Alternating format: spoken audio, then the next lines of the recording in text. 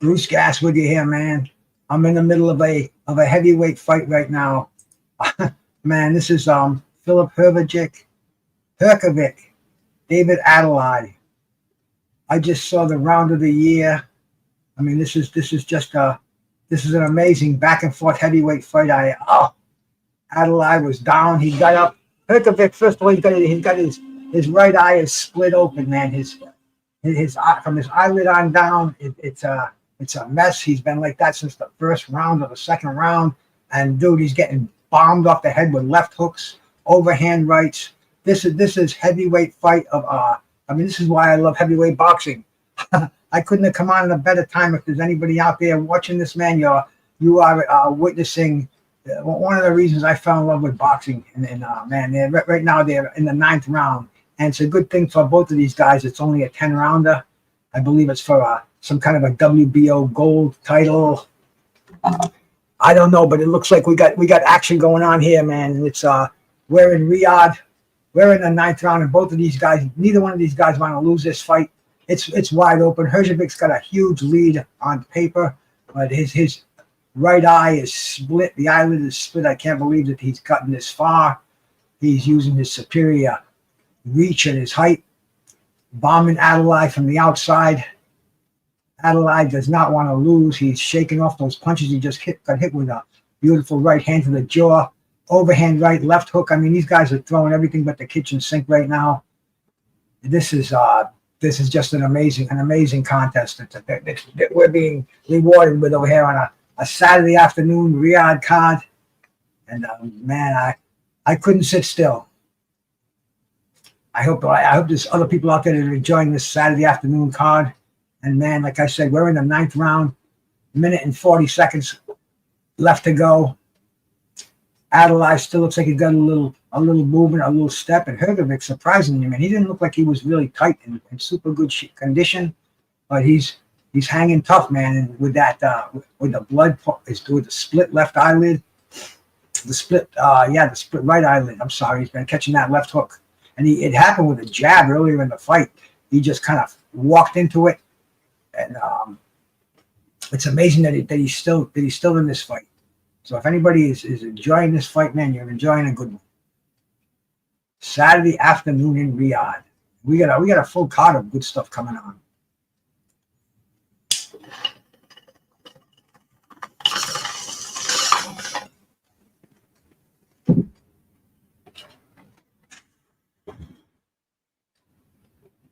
This has been going back and forth.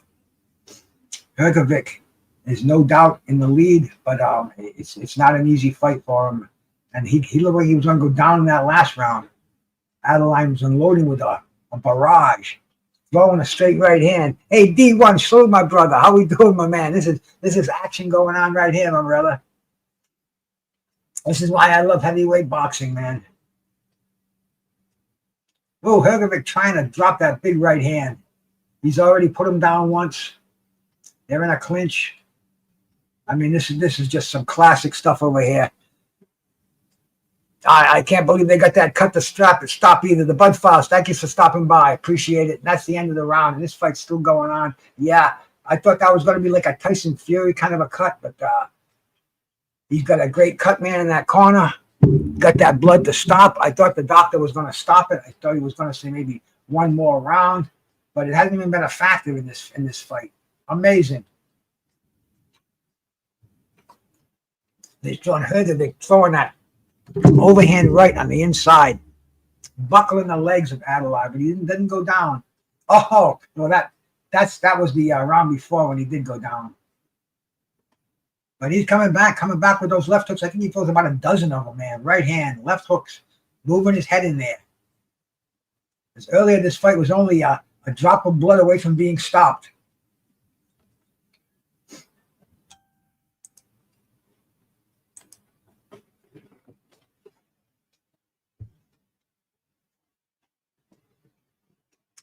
And here we go. This is what? This is the 10th round? Yep, 10th and final round. And, man, this is for a supposed world title. I think WBA gold or WBO silver or one of these crazy sanctioned fee titles. But they're in the center ring. I think Adelaye's got to go for broke. Hrgovic keep him away, win this fight on points, get that eye sewed up and come back another day. But Adeleye should just throw, I mean, it should be balls to the wall right now. He's not going to win a decision. If he's got anything left, don't take it back to the locker room. This is what they say, leave it in the ring.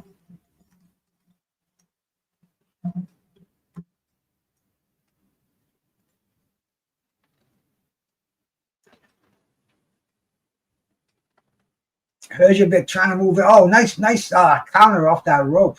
It looked like he was going to get pinned in the corner. Came shooting with a right hand off that rope. Knocked Hrgovic back. They're tied up right now. I mean, both of these guys got to be exhausted. Hrgovic throwing those wide punches now. Easy for a counter punch. If Adeleye's got it together, he can get inside. He's throwing those wide, those George Foreman arching punches, man. That's not conductive. Referee, don't even think about that because it's not even a factor anymore. Oh, Adeleye is trying to throw that right hand. And there goes Hrgovic coming in with a nice combination. Very stiff and robotic-like, but enough to keep Adeleye at bay. Yeah, Hrgovic is moving those hands. You got to give him a lot of credit too. The best defenses and good offenses. He's not letting. Oh, that left hook might have caught Adeleye by surprise. But Adeleye comes bouncing off those ropes and coming back.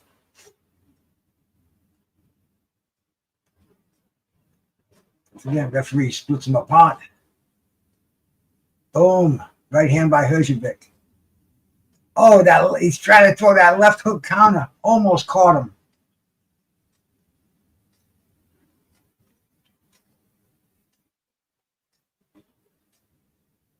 And Hrgovic has got him in the corner. I don't think he's going to shoot the wad and try to knock him out. I think he's going to be content to win this fight on points. But Adeleye is still trying. Oh, and he just got that short right hand in there. He's trying to shoot that big wide left hook. Hrgovic staying away from the action there, keeping his right hand up. Oh, a little wrestling. Final 10 seconds. Let's see if Adeleye will give it one more flurry. He's trying, but Hrgovic ties him up. Tried to lead with that head. End of the fight. Good action-packed heavyweight fight. Where does Hrgovic go from here? I mean, there's a lot of room in the heavyweight division. It's like the old guard. They're getting ready to retire. Hrgovic, what did they say? He was 33.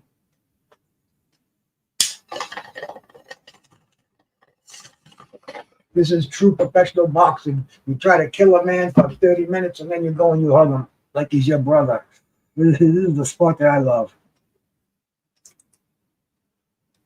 We'll wait for the decision here. I'm pretty sure it's going to be unanimous. But you never know what happens in boxing. We never know.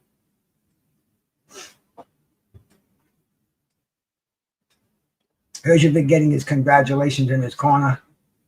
We got a big main event coming down the road. We got Nick the Wrecking Ball and Sam Goodman next. I think they should have saved this card for the co-main event.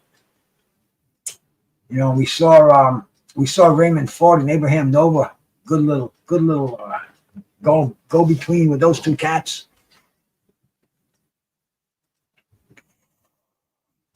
They're just showing a little bit of slow motion right now. We'll get to the decisions on the judges' scorecards.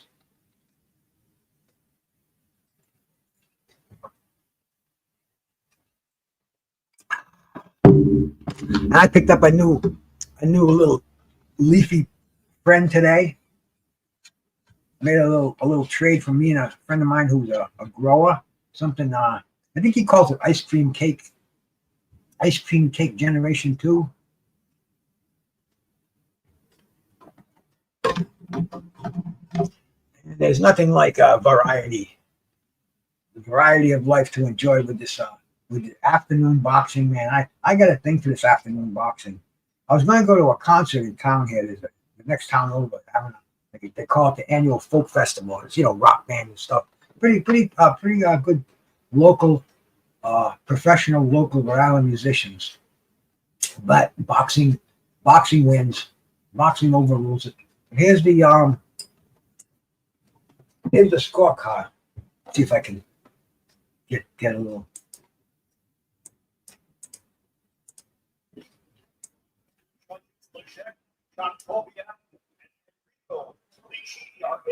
They both scored the same. Clear by unanimous decision. Both the WBO International and WBA Continental. WBO Continental and WBO Mayhem. How we doing? How we doing, my sister? Adeleye got beat. Adeleye just got beat. He lost a decision. It was an incredible fight. If you haven't seen it, I would definitely go back and watch it, man. Hrgovic was busted open. That eye was split. I didn't think he'd finish the fight. I didn't see how it went to 10 rounds, but it did. And Filip Hrgovic, he showed some courage. He dug down deep. He could have easily stayed on the stool. I mean, he must have been like a cyclops, one eye throughout the fight. But he comes out with a victory. He'll probably go back there and get about 20 stitches in that eye, see a plastic surgeon. So he'll probably be out for the better part of the next 4 or 5 months at least. But it was a victory that he needed. We saw him come back from the Joe Joyce. He came back. He beat Joe Joyce.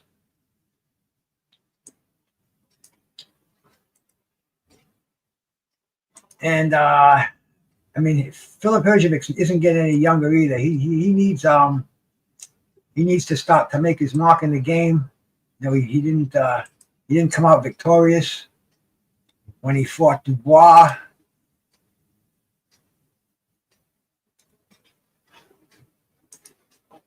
I was in camp with Adeleye when I was in the UK. Can't tune in. I'm traveling now. Thanks for the cover. Hey, thank you for tuning in, brother. And I was on Twitch, man. See, we're worldwide over here, man. We're on Twitch, we're on YouTube, we're on Facebook. We're trying to bring the fights to the people out there, and I appreciate the view, Mayhem. And let's see, the next fight on this card has got to be the Nick the Wrecking Ball and the Australian Wonder Man, Sam Goodman. Sam Goodman, I think he's never fought out of Australia. This is for the WBA featherweight title. A belt I first remember being on around the waist of a fighter called Subido Pedrosa back in the late 70s, early 80s. He never got a chance to unify it. They wanted him to unify it with Little Red Lopez, and then after that with Salvador Sanchez. But he was happy staying in I think he was located out of Panama. He eventually went overseas. Fought Barry McGuigan in Ireland and lost his title.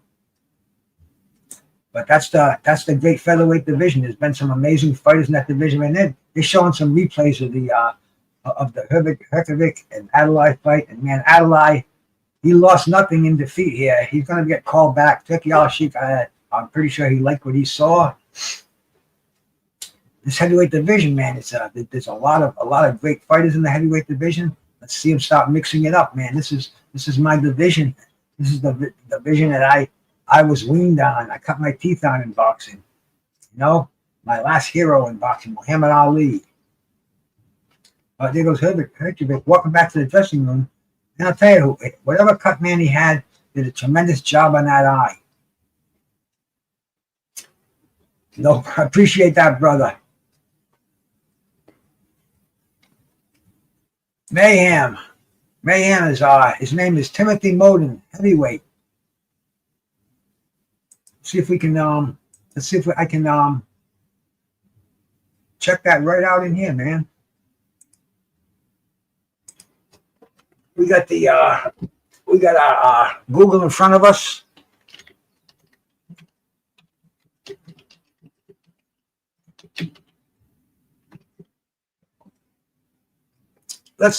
Let's bring you up, my man. There you are. All right, man. Big Tim, heavyweight, 33 years old, fighting out of Louisville, Kentucky. You've got a record of 13-0 with 9 KOs. Hey, brother, thank you for tuning in, man. And anybody out there, go check this dude out. He's the real deal. BoxRec's got him ranked as 171st in the world, and that's over 1,566 active heavyweight boxers, and this man's in the top 200. He's also ranked at number 38 in the United States. Hey, Tim, maybe you want to get some exposure? Give me a call. We'll get you on the show sometime, brother. Talk about some boxing. But I appreciate you in here, man. And, all glory in God. All glory to God, brother. Peace. Thank you. But it's amazing, this social media, the people that'll come out here, man, the people that tune in. And, this is a pay-per-view event. A lot of people don't have the capability to tune it in. Me, I'm a streamer, bro. I go find the sites wherever they're at, and just the love of boxing. Unfortunately, I have the champagne taste and the beer pocketbook, so I do a lot of streaming. They don't they won't give me an allotment on my Social Security check for pay-per-views. I'm really, really sorry about that, but we're over here. We're over here plugging it, Tim. Tim Moten, check this man out, man. I'm gonna be looking for you, bro. If you any upcoming fights, you got one coming up on the 6th of next month. It says TBA, so you don't even have the opponent confirmed yet, according to the BoxRec. But you want to promote the fight, brother? Hit me up. My confirmation material is on my homepage, and we can help you out. We can get some publicity for you. 'Cause that's the name of the game, man. YouTube is a powerful tool out there. Facebook, YouTube, Twitch. We get people to come on here. We get grassroots. You meet the fans. The fans get behind you, and that's really what it's all about. Our social media. Look at how the popularity some of these guys get on here. It's mind blowing, and it's a good thing too, man. It's a good thing. So, man, mayhem. Appreciate the view, brother. And they're going to be killing some time now. That's they said the main event's not starting till 5:30, and it's only 3:15 now. So I know they're going to be stretching this out.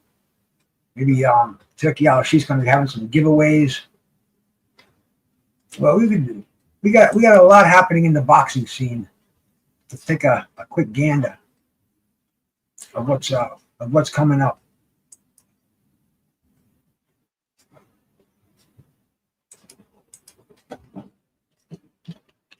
I don't think there's anything coming on tonight. I think this afternoon was this according to the Bad Left Hook, this is the only boxing of the day. Hey, Just Do, my brother. Peace to you, my man. Thank you so much for stopping by. And this is a gift. This is a gift for me. This is just like somebody dropping a pound of weed on my lap on a Saturday afternoon. We just saw a real cool heavyweight, rock'em sock'em, something from the old days. Man, you got to give it to Hrgovic. Why can't I say that name, man? I mean, he pulled it through. I could have seen him just folding with that cut, come back another day. You're dealing with some danger. You're dealing with your eyesight. But, man, he sucked it up like a warrior. His cut, man, stopped the flow of blood. And he came back and he won a very, very interesting points fight. So it was cool stuff. Let's see what we got coming up in the near future. Yo, Elvis Gomez and Edwin Hermain, that's next Friday. That's on the Zone.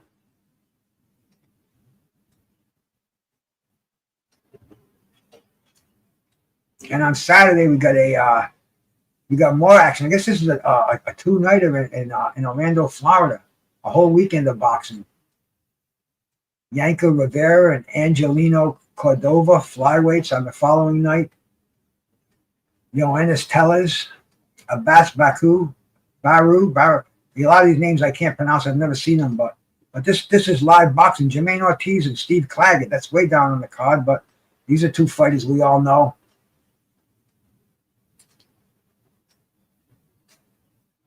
So yeah, next weekend is going to be a lot of a lot of new talent we haven't seen before, that I haven't seen before, and a few veterans in there. But it looks like a full weekend of boxing. Let's see what we got coming up the following Saturday. We're into September now, September 6th.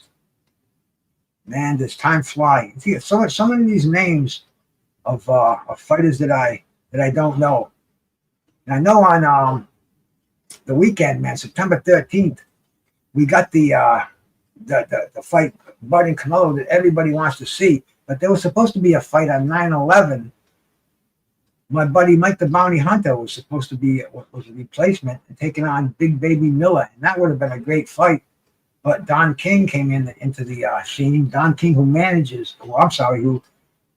who promotes Big Baby Miller. He's already got him signed for a fight to take on Kedrick Pulev, who's the WBA regular heavyweight champion, or whatever that's worth. But he threw a wrench in this fight, and I figured that he would be that Turkey Al-Sheikh would pay Don King off. But Don King is he stood fast, and the last I know about it is that they don't know what's going to go on September 13th, the Thursday before the fight. But Mike the Bounty Hunter won't be fighting Big Baby Miller on that day. It looks like the pen is mightier than the sword. Don King realizes that now, and he threw the injunction in there. And so we don't know what's going to happen. I would have rather seen Mike Hunter fight Big Baby Miller. That's the fight we all want to see. That would have definitely brought him closer to a heavyweight title fight. But now he's going to be, he's back to taking on Pulev, and that's in October. Hey, as long as these guys keep busy, keep moving along. And they're throwing a couple of fighters in here now. But I don't know if you can hear that little bell in there. But I make the edibles, and I make this stuff called tincture. I've showed it to you before, the Green Dragon. We've been playing with that stuff for a couple of years now. And I just made a fresh batch. My lovely wife is the attendant. She starts it off at like 5 o'clock in the morning. It's been brewing for 8 hours. So yeah. That was on there when the chickens were crowing this morning. And they're not going to the fight I thought they were going to go to. They're not going to the Raymond Ford fight. They got another fight in here.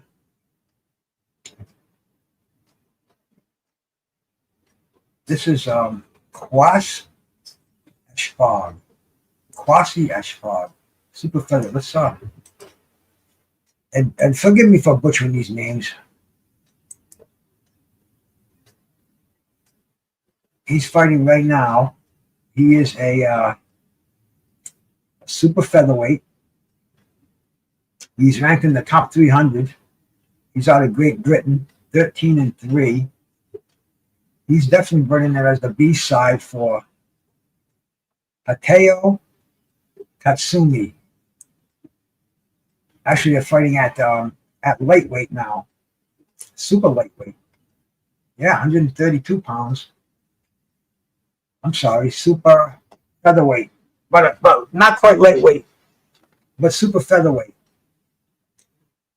And this, I think I remember seeing this Tado Tuzmani on one of the cards before. He's a knockout artist.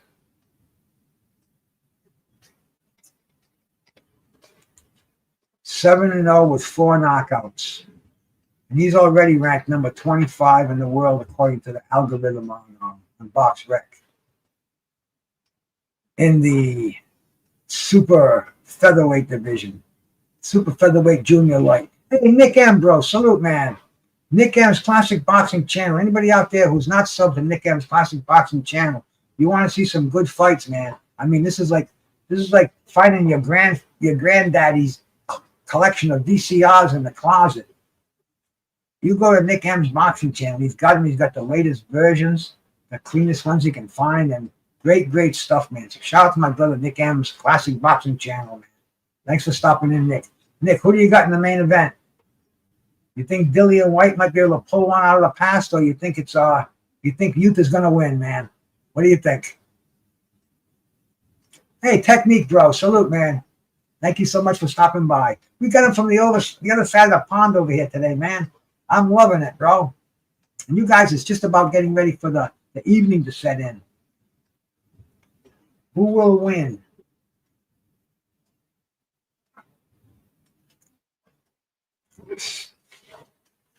Tsunami? Riyadh, Tsunami. Tsunami. These names will kill me. But I think he's brought in there. I think he's an up-and-coming Japanese fighter. The zone's very high on him. I'm pretty sure we saw him in Riyadh before. Let's see. Nope, I'm wrong. This is his first time out of Japan. Well, this is a filler fight. I don't know why they didn't save some of the bigger fights for this, for the coming down. But they stick these fights in here. It's better than a lull in the action, man, because we have definitely seen some. White's definitely in his final few years fighting, and Itauma, the kid's only 21 years old, and he's big, and he's also got that nice peekaboo Mike Tyson style, strong, athletic. This could just be a bump in the road for him. The thing about Dillian Whyte, he did come in here looking at the best he's looked in years. He doesn't have that flabbiness, the guts gone. He looks like he's been working out, and he's training by Buddy McGirt, and Buddy McGirt's a stickler for conditioning. I've talked to Buddy before. Buddy jogs every day himself. At our age, Buddy's up there with me, so you know that he's gotten Dillian Whyte in some good condition. It's going to be fun, man. Hey, Bud's going to stop Canelo. Salute, my brother. Thank you much for bopping by, man. Hope you're enjoying this afternoon of boxing. Brought to you by Turkey Al Sheikh and the good people from Riyadh.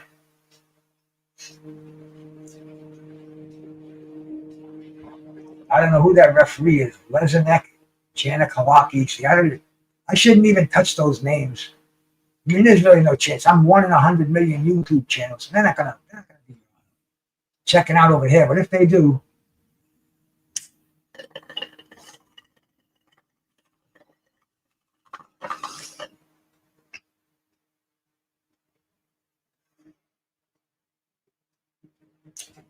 this is some nice smoke too. I like a variety in my life. There's nothing like moving on to different strains, and this is something I haven't had ever.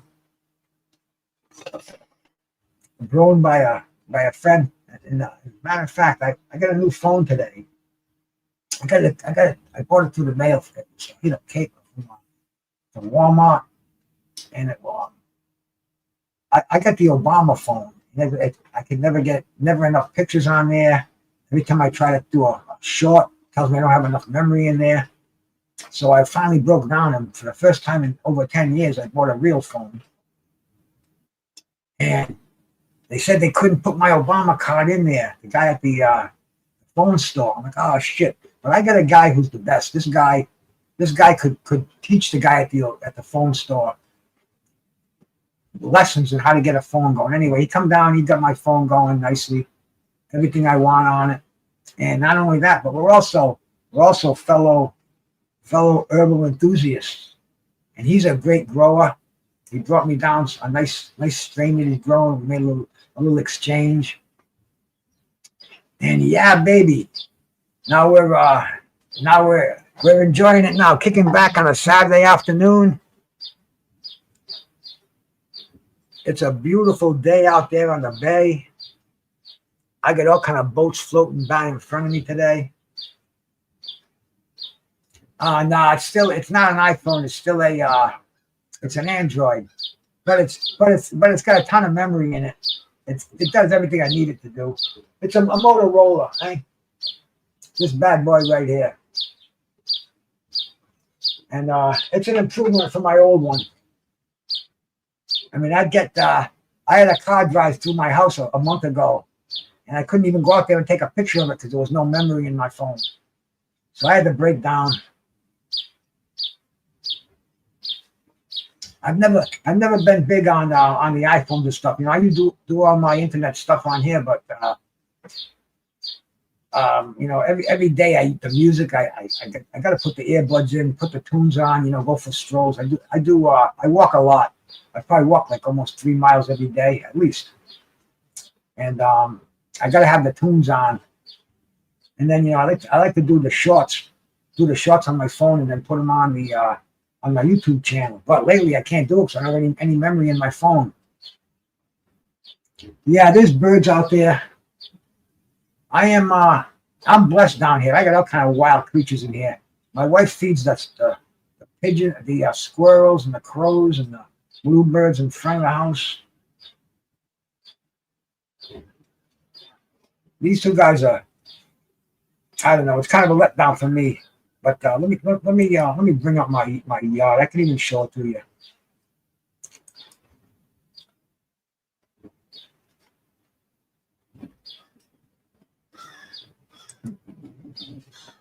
Show you where those birds are chirping.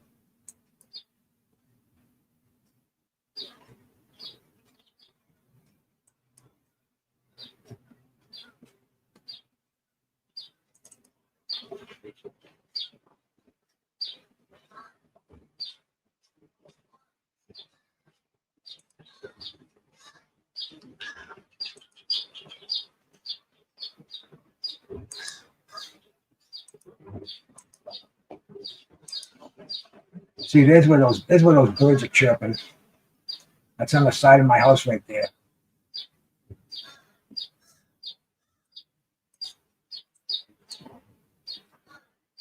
You probably don't see any of them.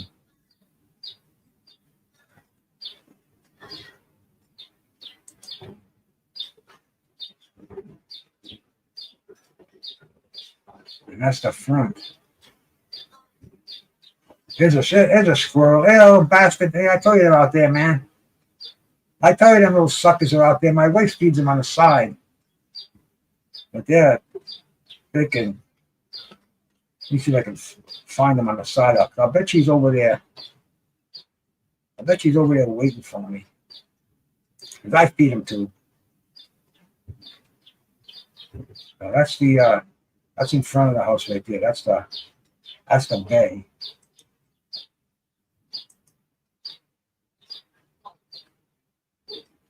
That's what it. That's out my front window right there. That's my weakness right there. That's my antidepressant. Especially this camera right here. You see that boat coming in.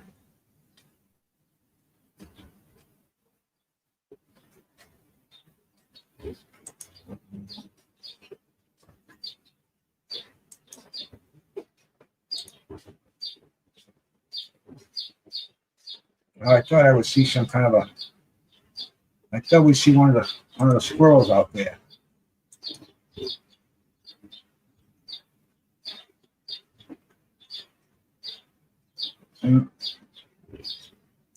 But anyway, that's my security system. Lets me know who's creeping up on me from all different angles. And anyway, these cats are back in the center ring.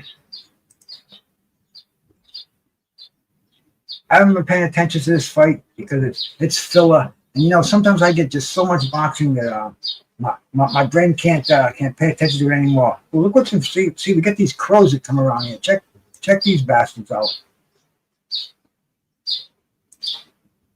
See those crows? My wife puts bird seed out there.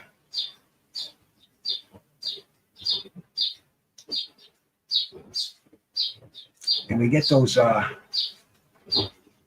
bloody crows. They call out there early in the morning. They call out there to feed them.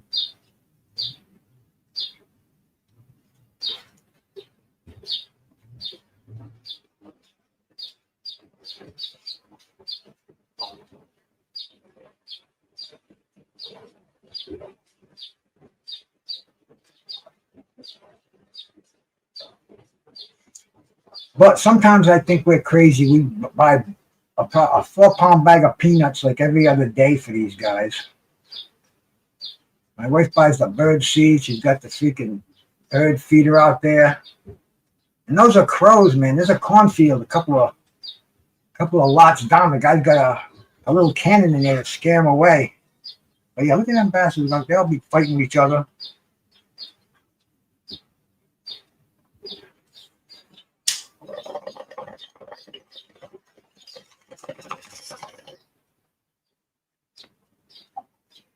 Oh, a lot of them out there.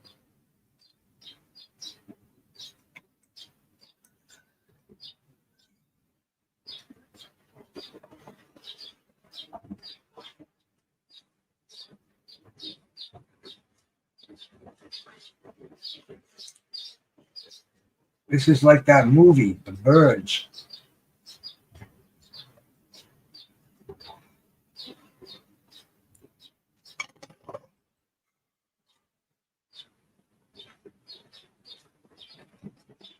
Make sure you're drinking plenty of water. It's illegal to, yeah, it is, man. It's illegal to own a crow. Who'd want to own one? They come over here every day. First thing I hear in the morning. And plus, because we feed them, they come with all their brothers and sisters. I've seen as many as a dozen of them in front of the house before. You know what they like? They like peanuts. Like, you want to see something? Check this out. I'm gonna go throw some peanuts out there. They're gonna take off at first, but what would they do with the peanuts? I'll be right back.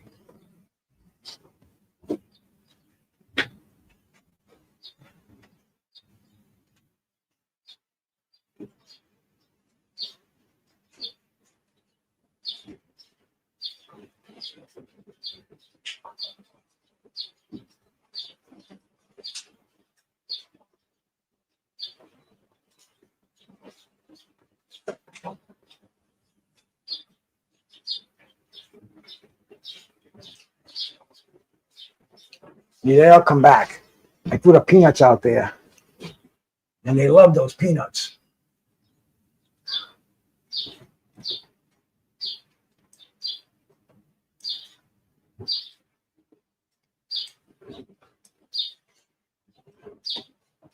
I'm surprised they're not. Yeah, seeing it. They were afraid at first. But now watch him. Look, one in his mouth. Watch how many he tries to put in his mouth. He's got that one in there, but he's not happy with one. They're little piggies. Watch.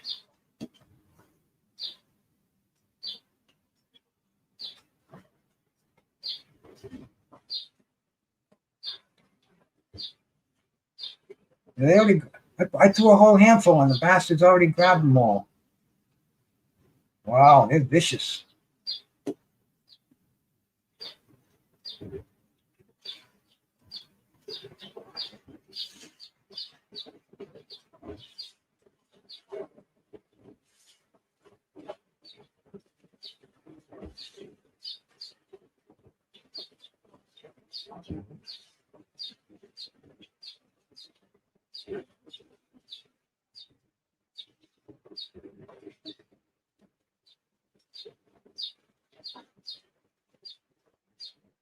They're gonna fighting each other, huh?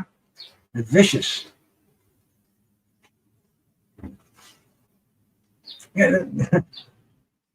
BG, the same dude who I got the herb from, who did my phone, is the guy who hooked up my camera. This guy is the most amazing technical. It's a father and son combination. The father's my age, and his son's about 40. And those guys, they can tear it. They build computers. If you want to buy a desktop, a laptop, oh, there's a vicious knockout right there. Ashfaq just got face planted, but he's back up again, going back. The undefeated Tatsunami looks like he's running for the kill here. So it's going to be a brutal knockout coming up. That's it. Referee just stopped it. But I mean, this guy is my main man. He moved about 30 miles away. He used to live right in the same town here forever. but he moved about 30 miles away. So now I gotta get him to come down here. But this guy's I'm blessed to have a technical friend like this. He does everything for me. And then he told me about 2 years ago, him and his kid were installing camera systems.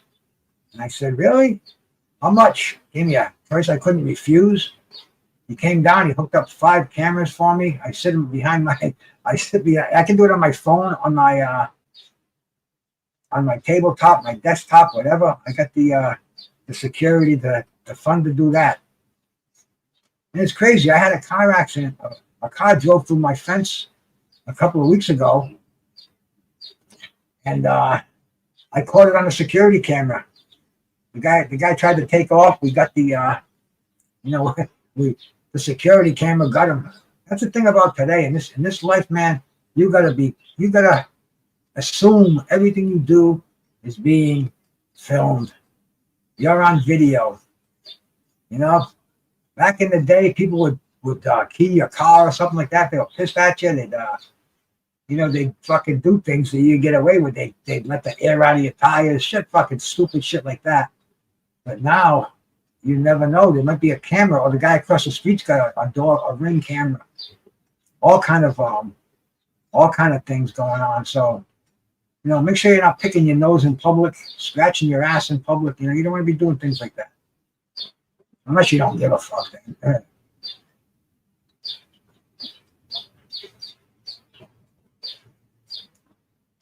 Yeah, they're showing this Tsunami just beating the shit out of him.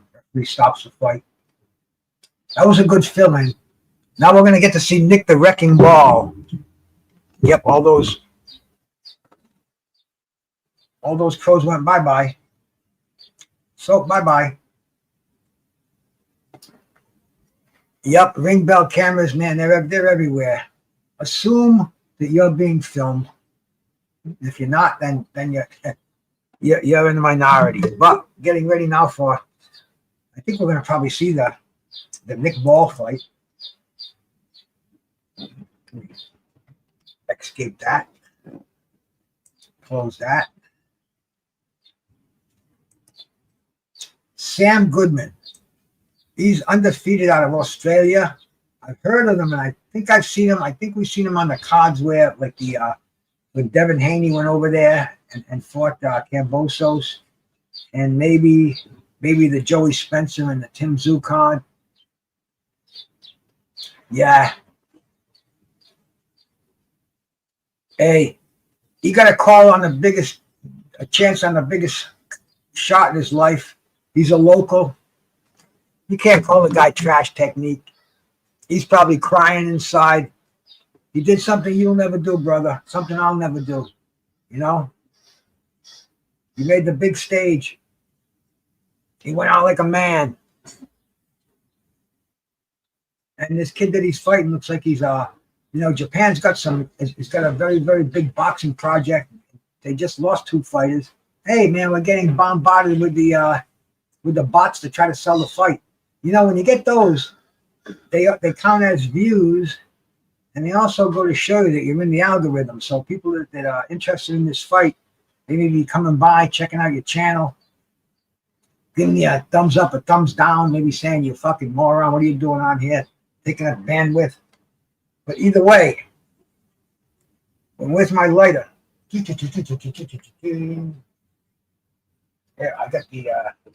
I got the torch, but I really don't need it.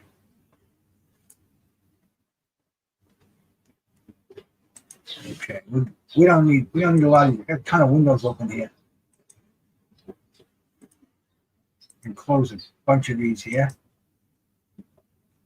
And Timothy Moulton, man, shout out to you, brother. A heavyweight fighter, a ranked heavyweight fighter from the United States, ranked number 38 in the U.S. according to BoxRec, and he's undefeated, and he's fighting on September 6th. So stay with us, man. You never know, man. Maybe Tim will get in touch with us and we can get him on here. He can tell us a little bit about what he's doing in boxing and where he expects to go. And hey, man, I wish nothing but love and respect on these fighters. Even ass fuck there that got beat today. He did his thing. and get rid of this fucking shit here. Put that user in timeout. Ban that user on here. Okay, there we go.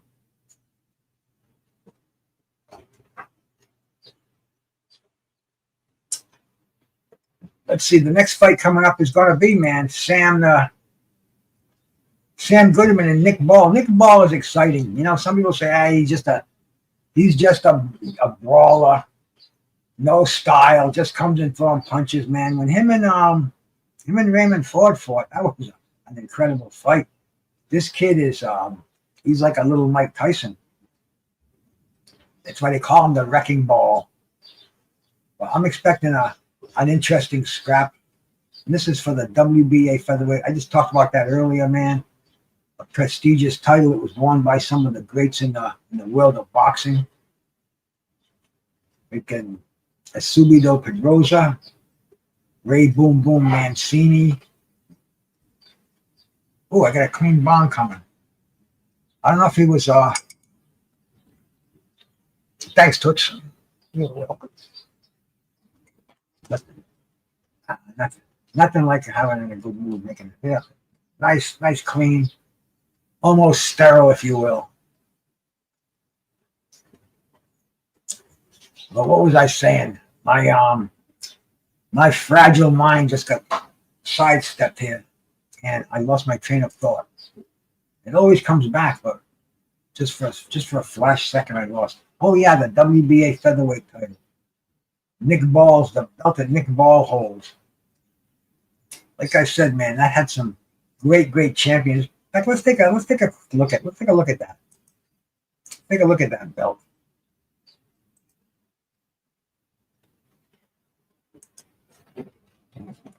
We can use the magic of our internet.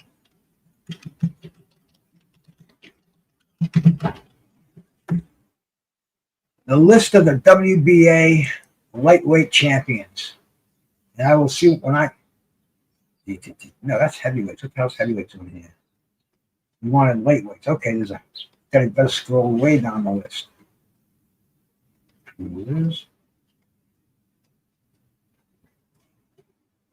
Refresh my screen.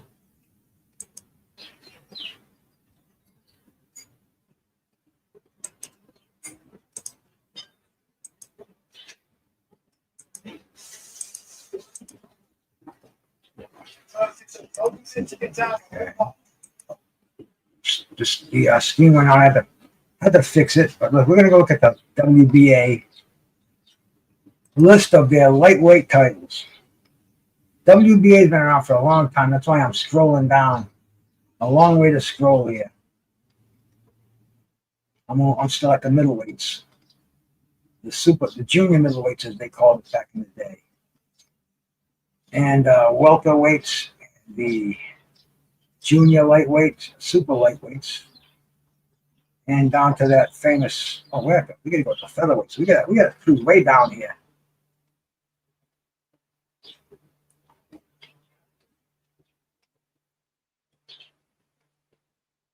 Man, I'll tell you, the WBA has a lot. They got secondary champion lineage, but they're featherweights. The first one was Benny Bass back in 1927. Joey Archibald. I mean, all these guys are Hall of Fame legends. Willie Pep, Sandy Sadler, Davey Moore, Sugar Ramos, Ernesto Marcel, Ruben Olivares, Alexis Aguayo. When I started watching boxing, Aguayo had it.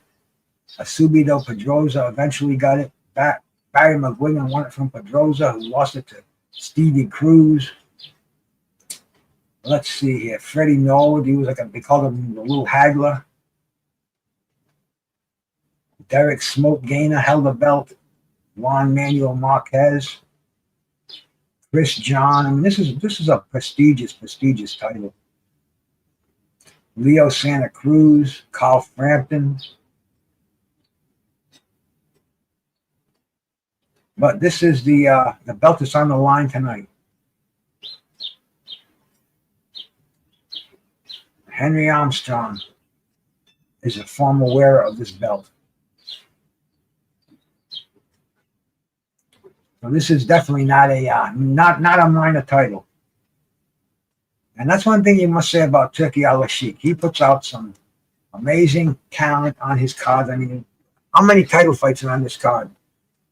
Itauma and Dillian Whyte. That's, what is that for? An interim maybe?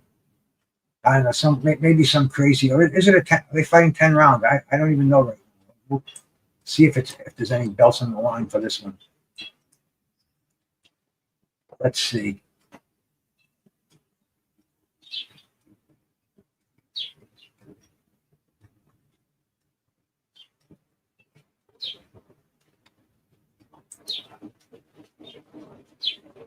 Now it's a 10-rounder. It's for the WBO Intercontinental Heavyweight Championship, but it's a 10-rounder. That makes no sense, man. Yeah, I know that's technique. That's true, but dude, they still put a belt on here. They still sanction it. WBO is calling it their Intercontinental Heavyweight Championship. So, you know, that just goes to show you how cheap these federations are. They got to make their sanctioning fees. And even though it's a world title fight according to the WBO, it's only a 10-rounder. So I guess that's arbitrary. They'll make it up for 10 or 12 rounds, whatever they feel like it. But it's still it's a bullshit title. All it's doing is putting something in the pockets of the WBO. I mean, do you really think Itauma is parading around with the belt around his waist?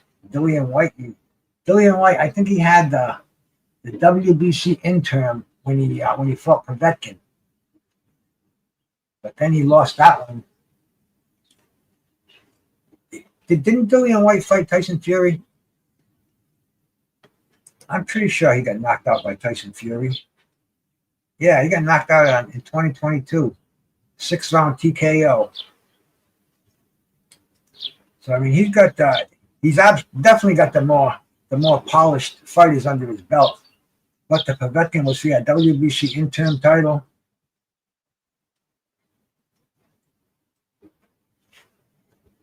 Derek Chisora, Joseph Parker, Lucas Brown, Robert Helenius. These are all the heavyweights of the past that he's fought. Dillian Whyte himself now, well, how old is he? 37 years old. This is his last hurrah right here. If he doesn't come through with a belt on this one, if he doesn't come through with a title, with a win, he is really in the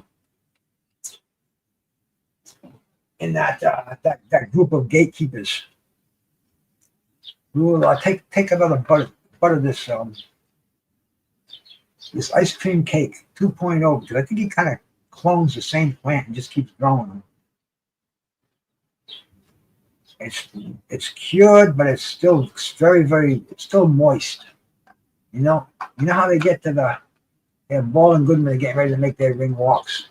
And we'll grind this up and fortify it. But see how this grass, when you put it, you put your finger on it and it sticks. See how that stickiness? That's what you want. You want that stickiness. That sucker. Well, it's like glue. See, sticks to your fingers like glue. That's proof that it's not too dry. But we put that little bud, that nice little gem here. Yeah. Oh, what a smell! There's nothing like that. The smell of good, fresh cannabis. I'll tell you, they should make perfume out of it. Now, if I put this, let me just see something here. Will I still be able to see the comments? Nah, I'm better just doing it on a smaller screen. All right. I'm learning every day with this StreamYard shit and doing this live stuff. But that's all nicely ground. Now we open her up. Got a nice little bunch of ground bud on here. We'll take that, dump that on a serving tray. That little sound when you clean it out too. There's nothing quite like this little sound here. All the grinders make that sound. But there's Nick the Wrecking Ball. He's in the corner. This fight's going to start shortly.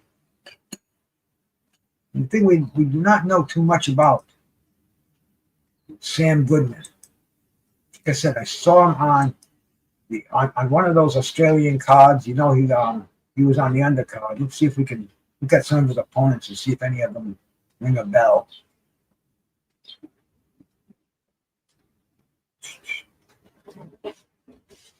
Nope, none of his.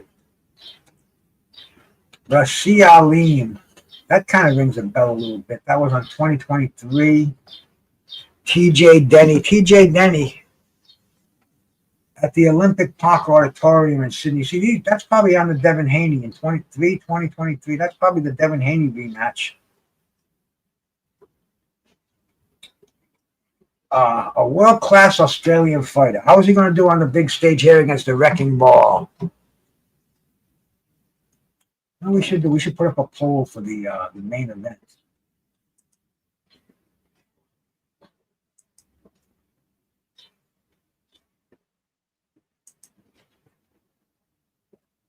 Let's see, how do we do this? How does we do this?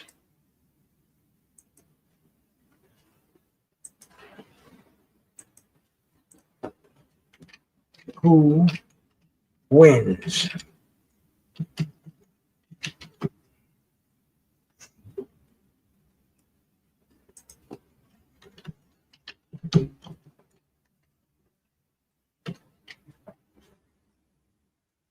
We'll do it for this fight. See if anybody participates. We'll do the ball Goodman. And we got to get some platinum yellow. We'll do a little bit of this live resin sugar. Fortify my herb over here. And there's Nick the Wrecking Ball is making his way down the ringside.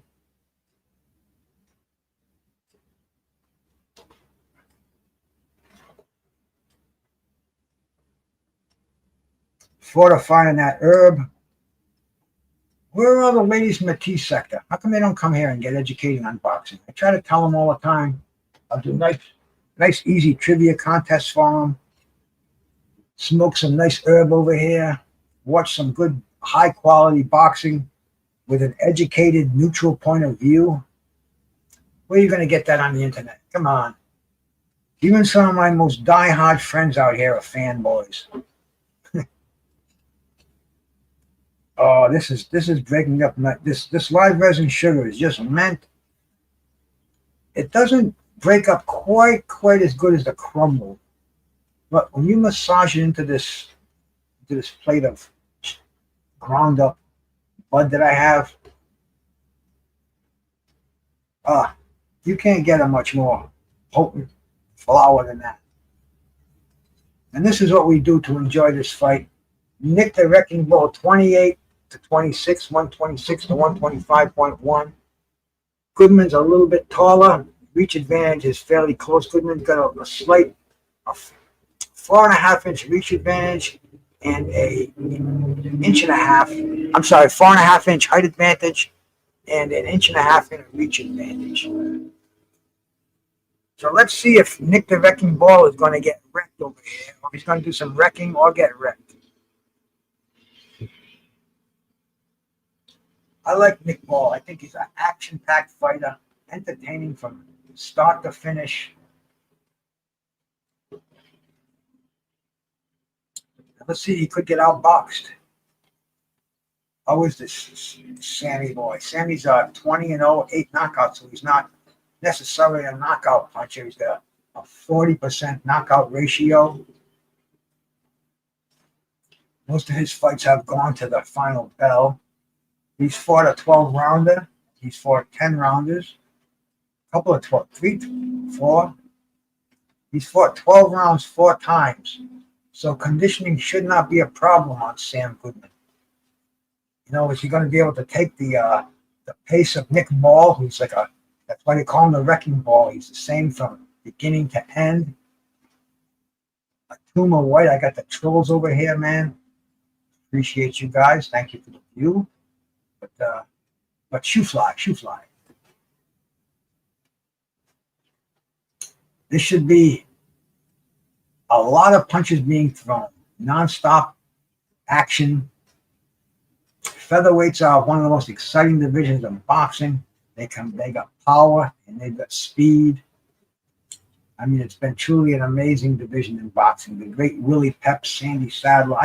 I just can't keep spouting off these fucking heroes in boxing from that 126-pound division.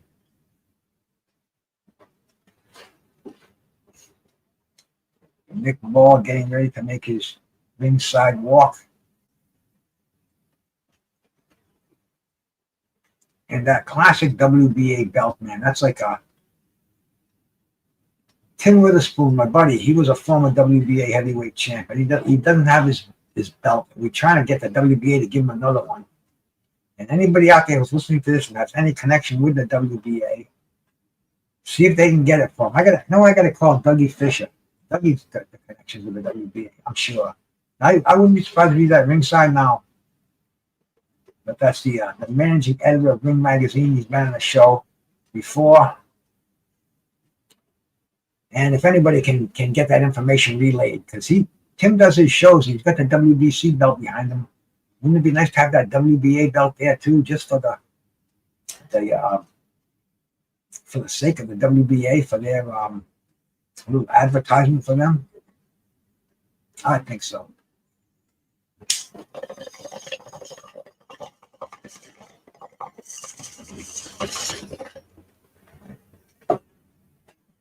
Oh yeah. The ice cream cake with live resin sugar. Almost sounds like a sinful dessert, doesn't it? That ring announcer, Mark, I forget his last name, but he's full of energy.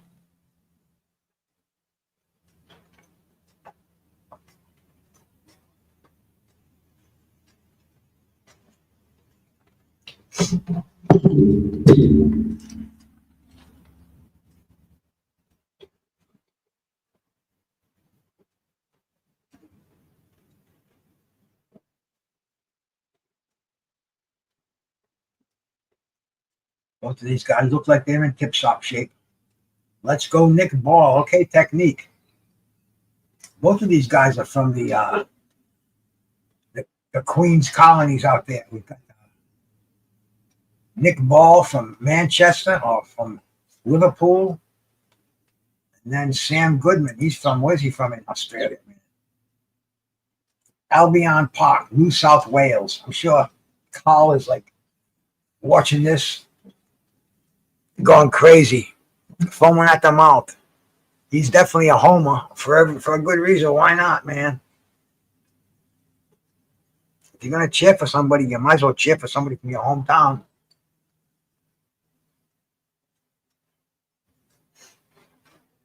Mark Callow /OY. I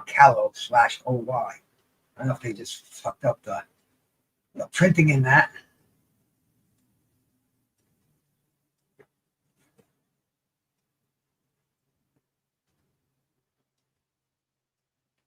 Sam Goodman undefeated. What does Nick Ball have? One defeat? No, he's undefeated too. He's got one draw. We got two undefeated fighters fighting for a prestigious title. The co-main event for Moses Itauma. Oh, there's some kind of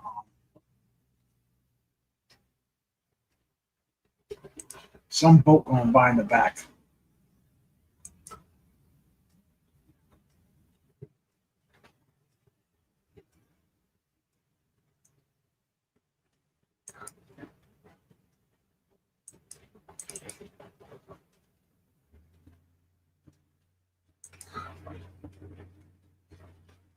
You can probably hear that sucker going by. But anyway, man, getting down to fight time. Hey, Kanzi baby, salute, my man, salute. What'd you think of that heavyweight fight, man? What'd you think of Hrgovic and Adeleye? That was interesting, wasn't it? That was a fun little heavyweight fight to watch.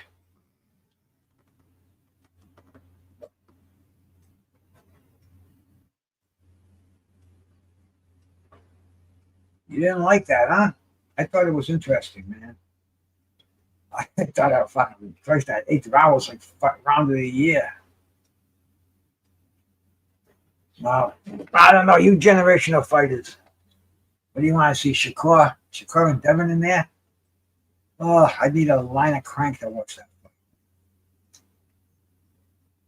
But here we go. Here we go.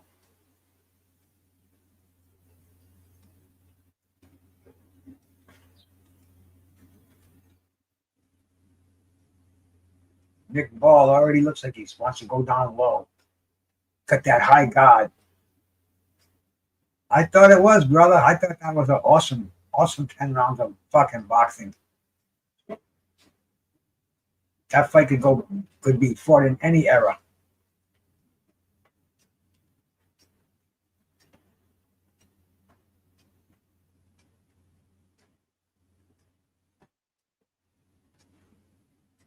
You mean Hrgovic stands up too tall? Oh, bro, he's definitely got faults. I mean, he's not the end all be all. But him and Adeleye put on a hell of a brawl, man. They're both probably about on the same level. And I'm surprised Hrgovic didn't go down. He got tagged with some wicked fucking left hooks, right hands. These two guys are throwing some nice little stiff jabs in center ring right now. You can see Nick the Wrecking Ball is got that peekaboo style. He's getting down. He wants to come in and throw some fast combinations to the body. He's letting Goodman just throw them jabs. He's keeping that high guard. But Goodman's going downstairs. And there goes Nick the Wrecking Ball. He's got to just keep moving.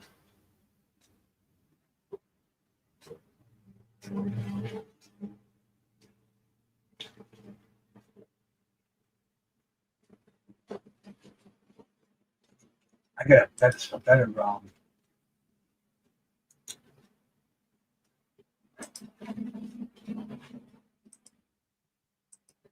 I want to pull up another site to watch this on. Pull up my Mets stream because this comes out real good. Just in case this other one goes down, we have this one in the background. Here we go, and I will copy that and put that in over here. Do that without missing any action here.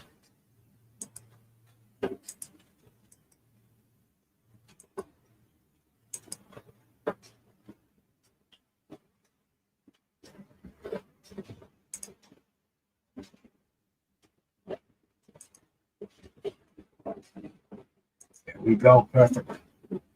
Perfect. If anybody wants a link for this fight, this one is coming in really, really good.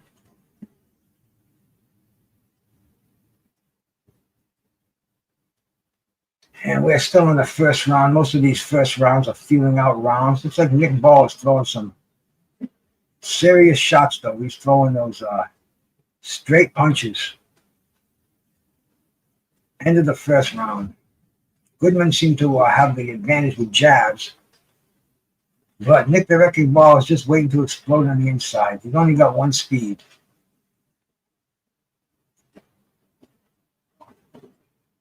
Oh, throws on me. The one I was just saying was such a good sight. Throws. Come on. Back again. When they do freeze, they only freeze in about a second or two, but I get that. I get highly anticipated of these things. Mini panic attacks.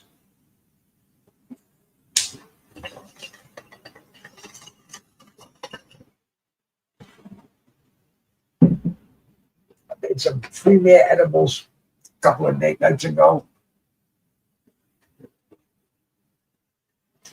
I just may plop on later on. I'm sure my wife's going to make a prime meal. I know she was happy. Give me a clean bong. So that usually means we're going to get some.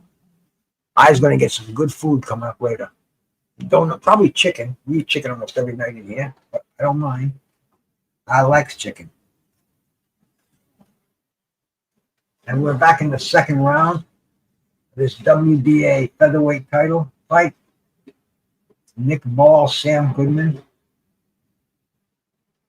You can see Nick Ball moving forward. He wants to plant his feet.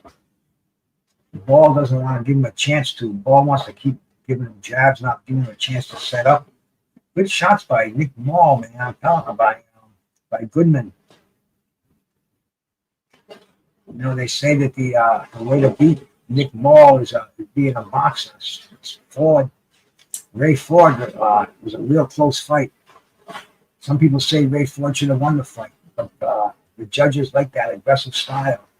And if you can keep him moving backwards, keep him on the back foot, then Nick is not the wrecking ball. That's what Goodman is trying to do, but does he have what it takes to stand up to those punches and keep him going backwards? That's going to be a tough thing to do. He's got 12 rounds that he has to do it for.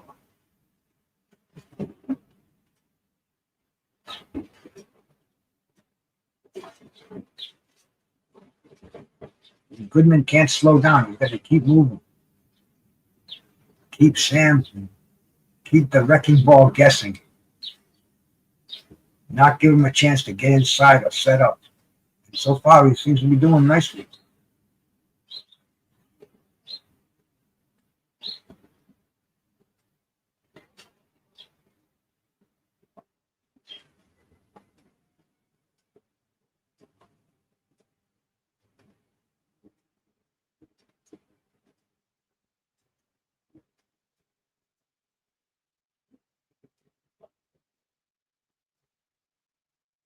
Ball with a couple of shots on the outside.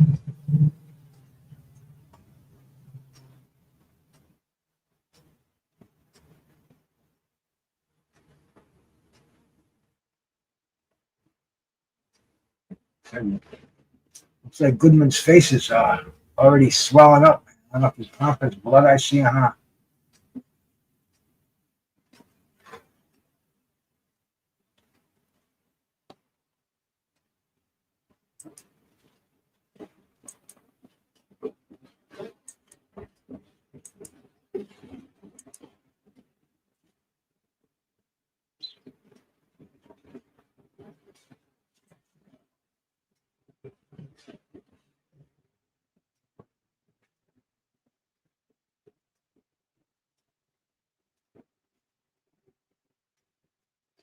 Big Ball's trying to protect that body now because he felt some of those right hands dumping on the ribs.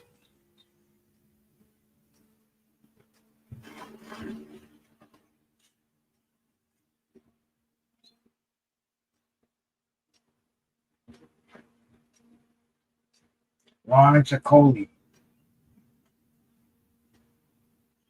Like a heavyweight, a lot of these heavyweights, man, we haven't, the casuals like myself haven't seen them a lot, but they're out there. There's 20 heavyweights that are worthy of fighting for the belt. Or they'll be at any time soon. As soon as some of these old cats that are hogging up all the top spots move on, either fight each other, as they used to say, man, either shit or get off the pot.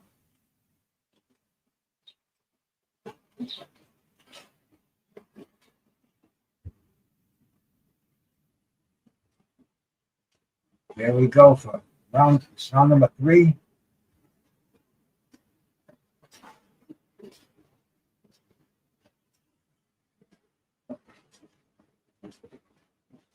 See, now Ball's trying to move his hands a little bit more.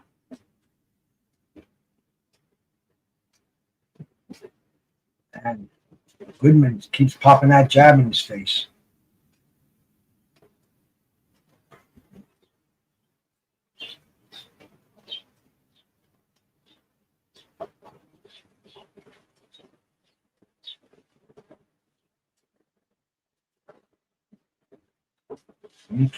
Trying to keep him moving backwards, keep him covered up, and get out of the way when he comes forward. I know, man. I think Goodman's doing a pretty good job in here.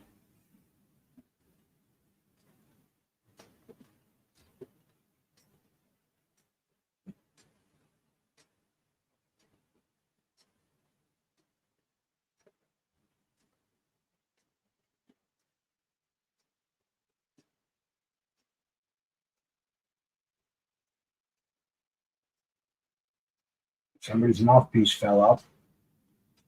Must have been Goodman's.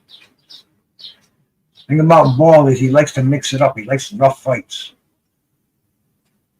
He likes to get inside. He likes to almost like a wrestler. You know, I think he threw Ford down a couple of times. Oh, good body shot by Goodman.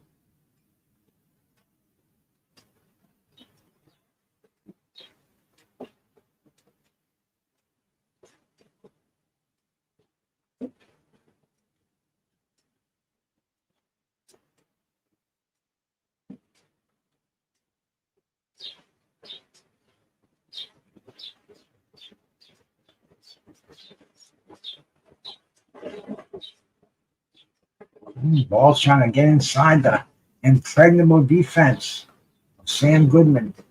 Now Sam gets inside, ties him up. Gonna tell him, he's gonna warn him about his head. Maybe he just wanted to get himself inside, get himself out of the inside the range of Ball. Get inside to get out of the range. A couple of shots by Goodman downstairs. I don't think Ball liked that. And now Ball's throwing him off. This is going to be a very, very physical fight. Referee is warning both of these guys.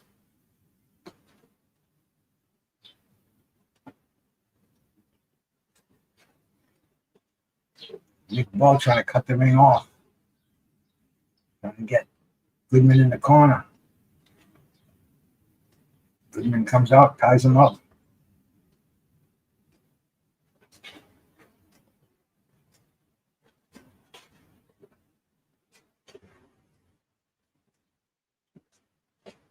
Good exchange at center ring just before the bell.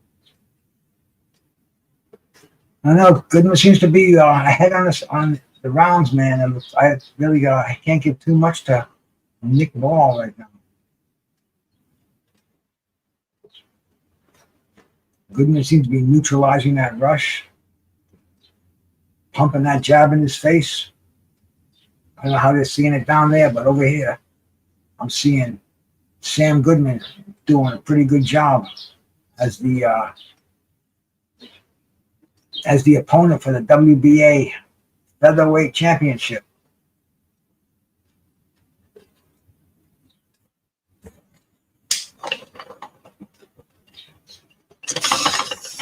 Oh yeah, nothing like a clean doka too.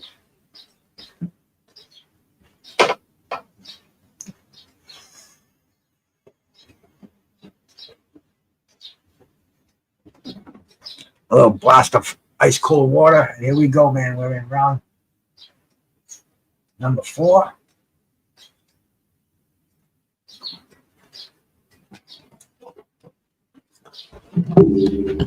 Ball's starting to reach now.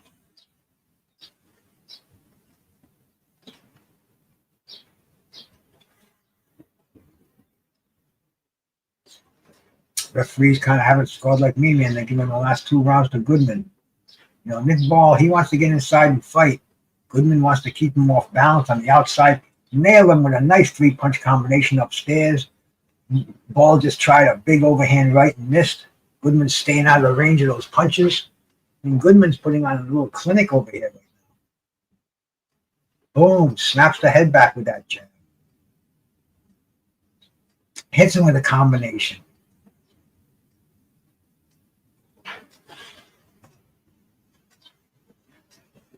Nick Ball wants to put his gloves together, get inside and get to that body. He's getting beat to the punch when he does it. He's not getting a chance to step inside. Goodman had a plan, and he's following his plan very, very nicely early in this fight. Let's see if Ball can turn things around. Ball wants to get into a slugfest. Goodman wants to stay on the outside a little bit more. And Ball's got those short arms, too, almost like a little T-Rex stance. He throws his punches, keeping those elbows bent. He doesn't want to exchange. Doesn't want to have to throw those long extended punches. That overhand right, man, he's leaving himself wide open for the hook.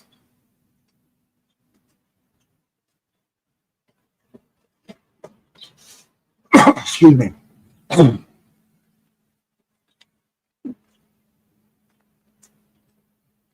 Here we go. Oh, beautiful shot. A beautiful counter punch by Goodman.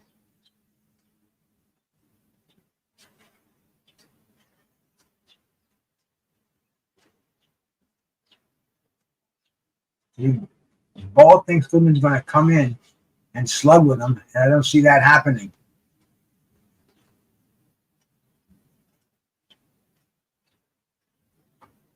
What the heck is that? Anyway, we got some trolling here from Twitch trying to sell something. Cheap views on Stream Ball. All right, man. Thank you for the view.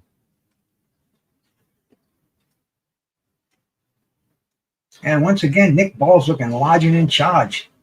I'm sorry, Sam Goodman looking large and in charge. He's got Ball against those ropes, not doing anything. That's what Ball wants to spring out, but Goodman's not there when he does.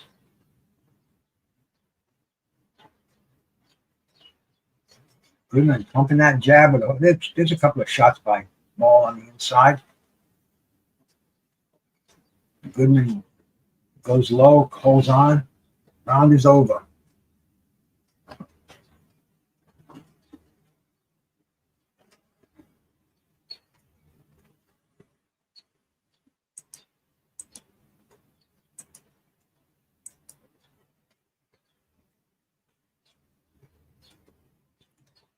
Speaking to Dillian Whyte in the back.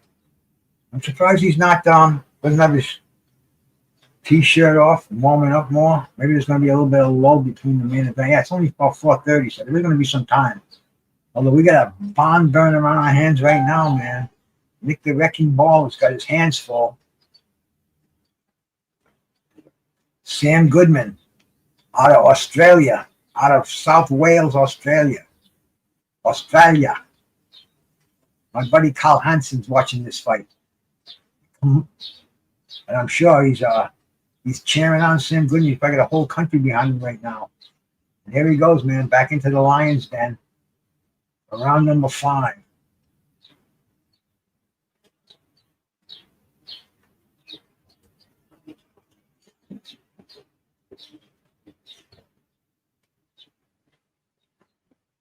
They gave that last round to Ball. I don't know, man.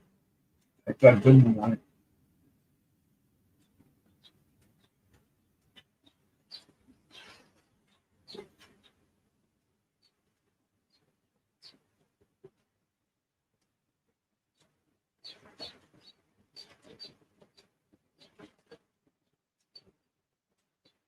Goodman with those jabs. Oh, that was a good right hand, good left hook by Nick Ball. That's what Ball has to do, get inside.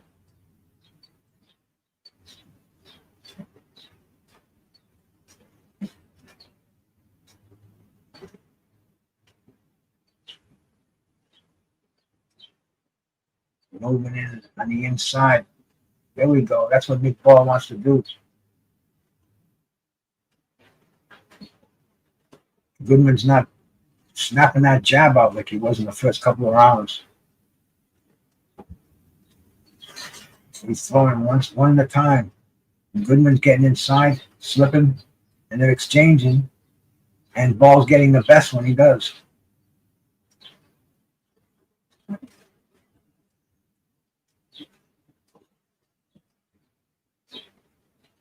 And Ball's closing off the distance.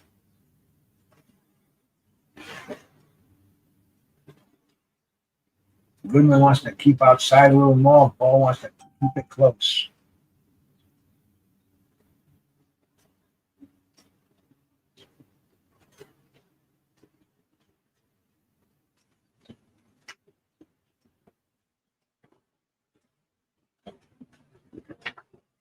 Oh, they're good inside fighting now.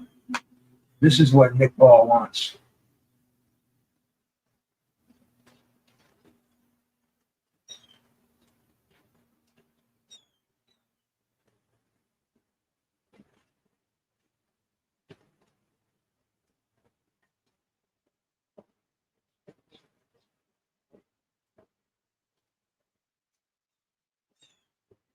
They're in the center ring, and I'm not seeing that jab so much from Goodman anymore.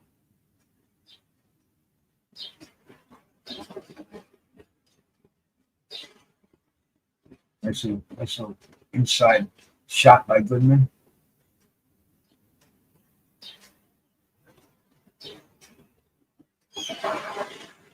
And Ball's starting to land a little more now. closing the gap a little bit.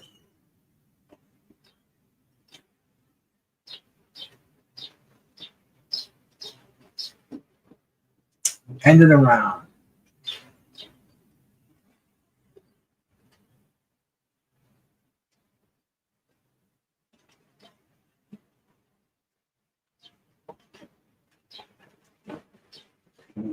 Five in the bank. That last round could have given to Nick Ball. That would 4-1, 3-2. Very close fight. Looks like Ball's starting to come on a little bit more. Boom. Yep. See, there was that uppercut right hand. Oh, the right hand landed. And then a left. You just missed with the left hook. Trying to follow it through.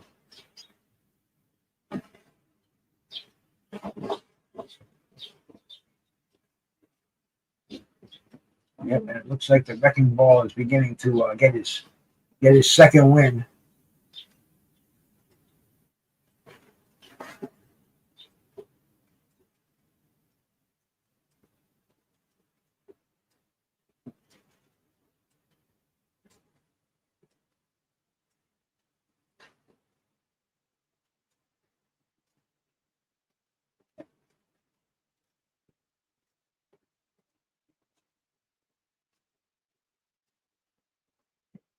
Ball landed, getting on the inside.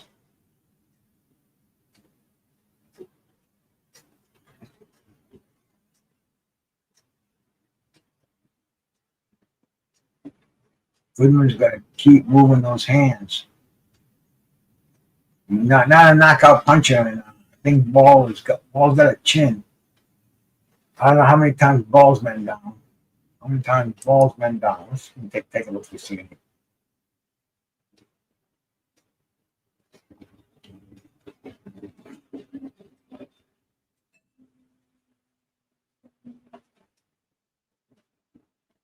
Nope, none that I see. Hard chin.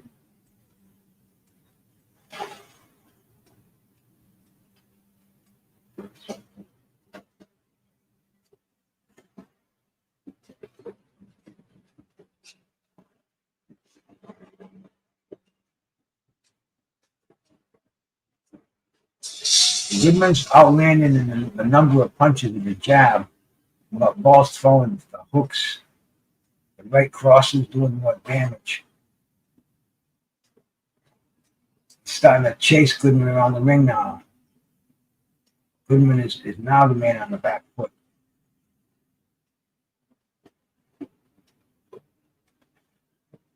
Oh, Goodman just got nailed with a big combination on the inside. He's holding on. A little delayed effect. Got 38 seconds to go. Does the Wrecking Ball, is he a finisher? Oh, yes, he nailed him with some shots. Put him back on his heels. Stepping back and seeing where he's at. Oh, uppercut on the inside. Ball still firing back. Uppercut, overhand right. That's the punches that he wants.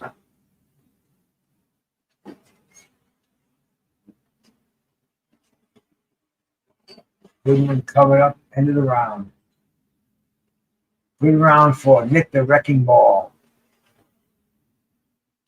That's the halfway point for the fight.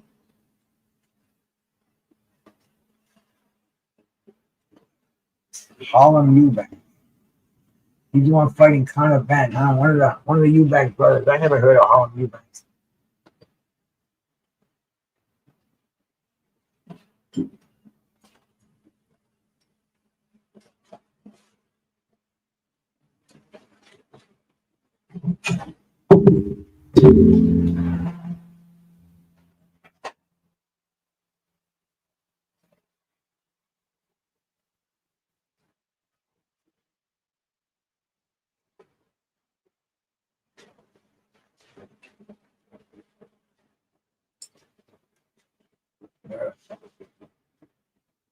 Starting round number 6 or round number 7. Did we pass 6 rounds? This would be round number 7. So I would say that Goodman started off strong, but now ball is starting to come on. They gave that last round to Goodman. This is unofficial inside score. I thought Ball landed the better punches.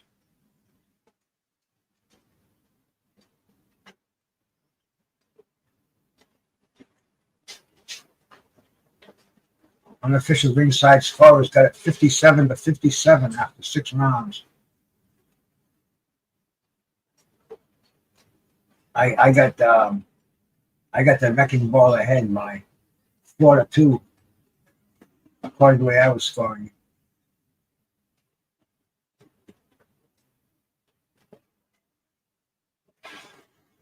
Good hooks by Ball on the inside, overhand right.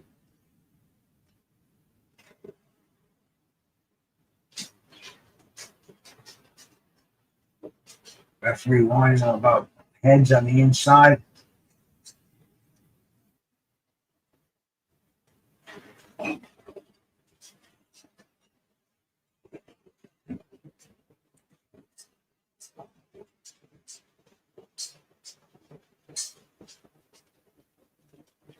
If you can stay away from Ball like this for 12 rounds, then we'll see what the how the judges are scoring this.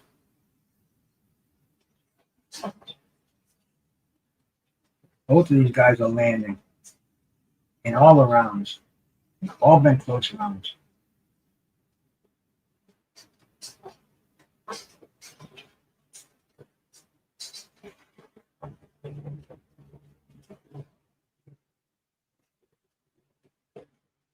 Ball's taking a little rest there.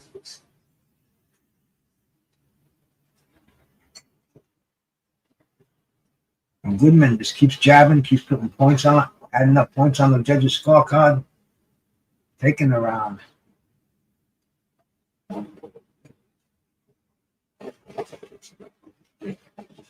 Oh! Good shot by Goodman.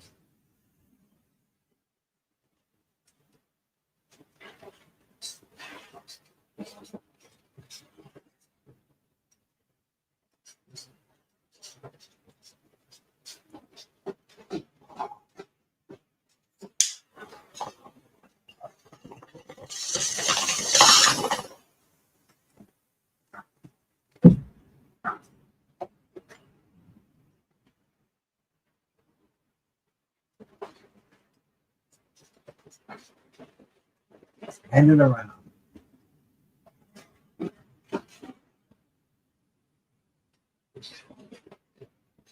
We got a close fight here.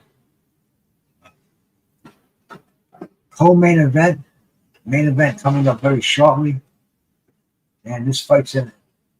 We've completed 7 rounds. 7 out of 12.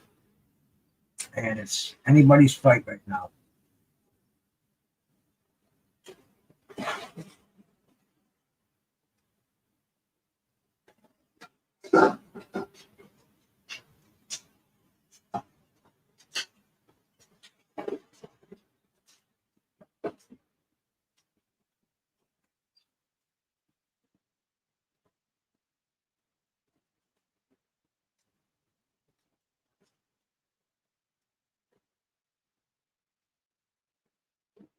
Here we go.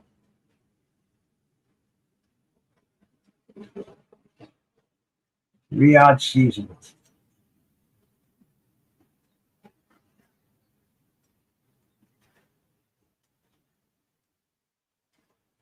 Ball going down to the body.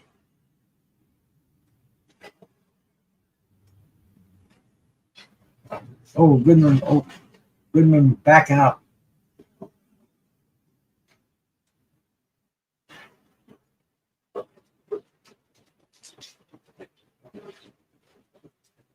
Big Ball going forward, man. Some nice shots on the inside. We've got Goodman up, moving backwards. Hey, brother. Salute, man. Appreciate that, Martin King. Thank you, bro. Thank you so much, man. Hey, Just Frank, thanks for stopping by. You cats enjoying this action over here, man? I sure as hell is. We're in Riyadh, Saudi Arabia, man. 99 degrees. I Googled it a little while ago. There goes Goodman starting to rip him again on the inside. Nick Ball trying to throw that uppercut on the back foot. Not a good idea. Oh, he looked a little bit low. Referee tells him keep it up.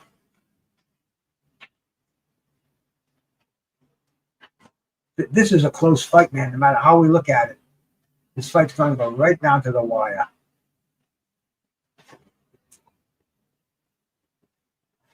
All right, bro, a bag of Cheetos. Me, I got a nice bud, man. A friend of mine came down today, brought me a little bit of something called ice cream cake. And I call it 2.0 because he's been growing a freaking ice cream cake now for about 3 years. So I said, this is definitely going to be highly refined. No? Yes. So I'm kicking back with some of that right now. My good friend Martin King Boxing stopped in here. I appreciate it, man. We got a bunch of cats that come in and out of here. And hey, man, this ain't no day to listen to some clown like me. This is a day to watch some good boxing. If you want to stop in, share the good fortune. I appreciate that. And have a smoke, man. Oh, look, good shots by Ball on the inside.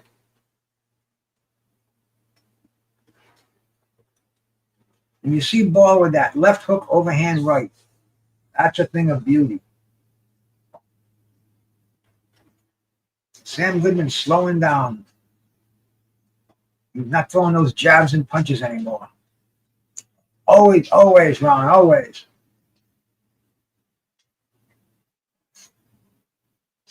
The only pill that I still take on a daily basis is the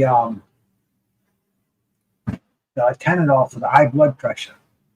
50 milligrams. And my blood pressure is fine with it. I haven't tried it without it. And I guess eventually I won't need that anymore either. But I've taken so many meds off my list. You know, the pain medication, the anti-anxiety meds, they're all a thing of the past. And I enjoy the Zaza.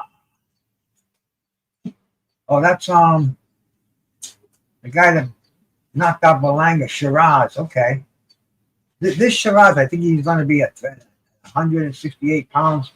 They're already lining him up for a fight with Canelo. But he looked good. He absolutely looked good. They said that the draw that he had in Riyadh, that was trying to make that 160-pound limit Adamas. You know, now that 8 pounds is for a guy that size. That's big, and he's going to be a threat. So Hamza Shiraz, I like you, bro. I'll be watching you. And here we go, man. We are into the ninth round here. And this fight's been ninth round. This fight's been fire.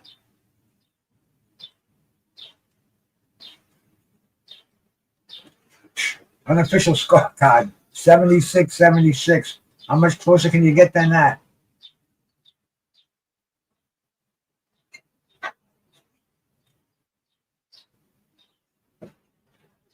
I mean, both of these guys have been able to do what they trained for in this fight. The question is, who's done it a little better than the other one? And see, this is where that knockout power comes in so handy in boxing, because you knock someone down and boom, that's a point right there. In a close fight like this, all the difference in the world. So this is why, man, that God-given power. Some fighters have it, some fighters don't, and that's the deal breaker right there. Nick Ball is 13 knockouts, so he's got a higher knockout percentage, just under 60%. And I know fucking Goodman, man. What do we say? He's got 8 knockouts, so he's 40%. So neither one of these guys are known as one-punch power hitters, one-hitter quitters of the Shavers Wilder variety. So this is some good infighting going on right now. This is where Nick Ball shoots. Oh, he just got that uppercut in. Just what I'm saying. This is where he should excel. Boom. He bobbles that head back like one of those freaking bobbleheads, man, bobbleheads. Inside action right now, looking good. Nick Ball is trying to land those shots, but Goodman has got a really, really good defense, man.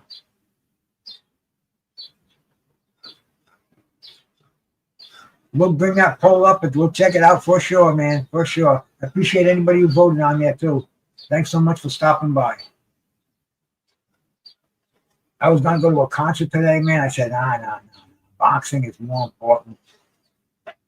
More, even though, where were you? I'll just say, I'll wear my, I only like boxing and maybe 3 people's shirt. I'll just say, read the shirt. Okay. What can I tell you?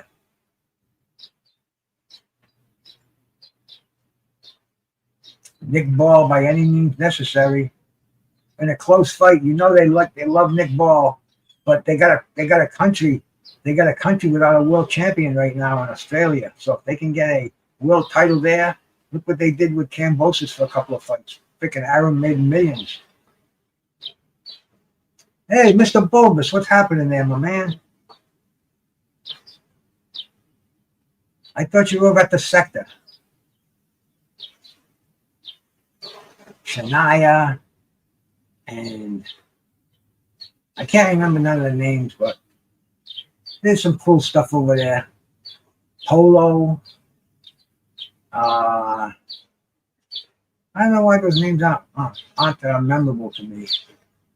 Miss Cleo. And who's my favorite firecracker there? She's on all the time. Just started their channel. Why can't I remember their name? But anyway, I see Mr. Bulbous there on a regular basis. Oh, there we go, man. Look at fucking Goodman is landing some unbelievable shots in this fight. This is going to go so close to the wire. Everybody's going to be bitching about it. I'll think of her name as we go on here. Right now, my brain's on boxing. Right now, I got that CS, the CRS syndrome. 85-86 in favor of Goodman by virtue of that last round. But there was an argument for Ball. Ball landed that fucking uppercut that almost took his head off. Stormy, there we go. Stormy Seas. Now I just remembered. Let's see that other clown, Stormy B. We got Stormy Seas. So there's a lot of Stormies on this internet.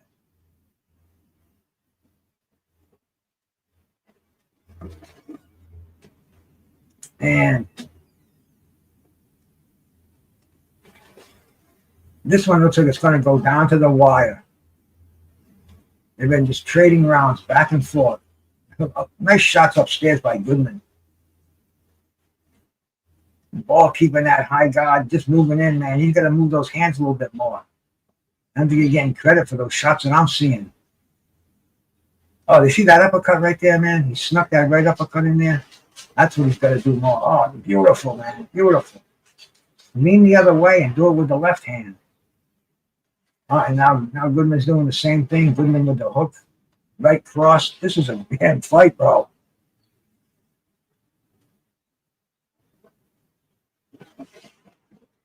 The polls are rigged, Frank. You got it, man.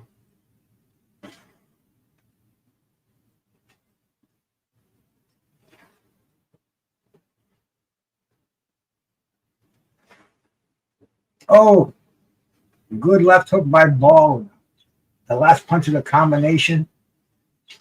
Goodman doesn't even back off his foot. He just keeps coming in behind the jab.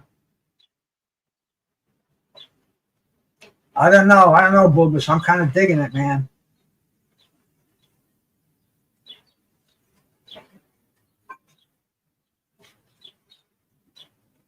Goodman's a big surprise. I thought he was going to get steamrolled.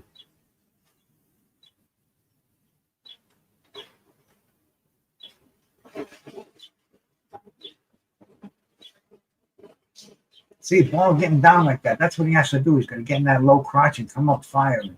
That's what he hasn't done.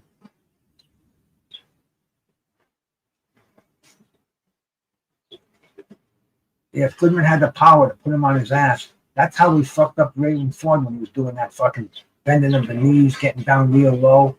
Ford was trying to do it and get nailed.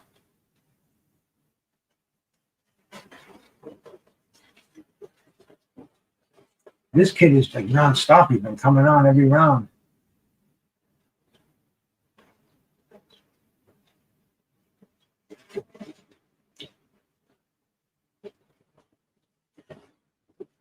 Good defense right there. Missed that last barrage.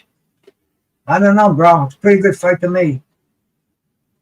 I'm easy to be entertained these days, though. Oh, this isn't live. They're not just wrapping his gloves now. That's going to take fucking shit, man.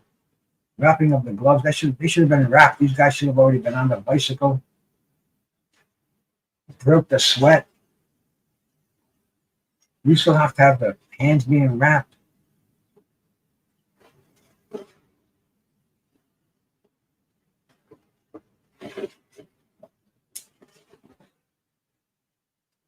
What do you think, Punchy? You think you're going to be an early knockout for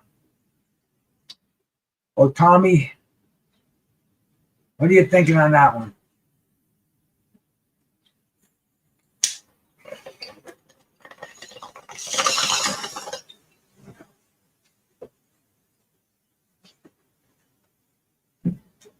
Hey, brother Ricky E, salute, man. Salute.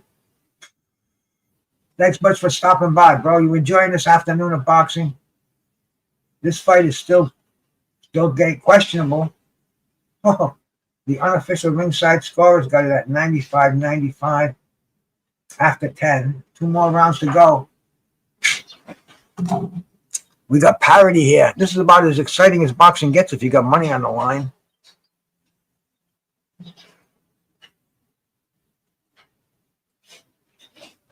Goodman getting rough in there, the head and the elbows. That's what he's going to do. Fucking Ball has made his reputation being a in the gutter kind of fighter. Get down, wrestles you, elbows you. And now Goodman's doing it to him. That's just what he's going to do.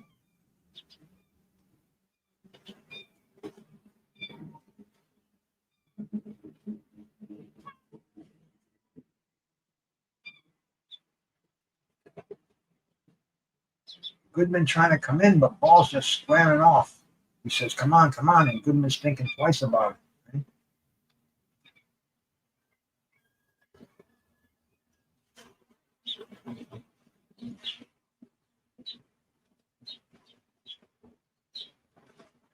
Oh, left hook by Ball. Count upstairs by Goodman.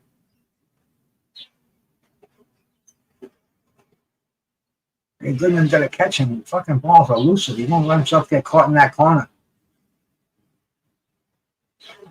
All right, White in the upset. There we go. One of the first I've hit. Hey, Dan the man, bro. Salute, man. Oh, there was a nice right hand by Goodman. This is where power punching comes in.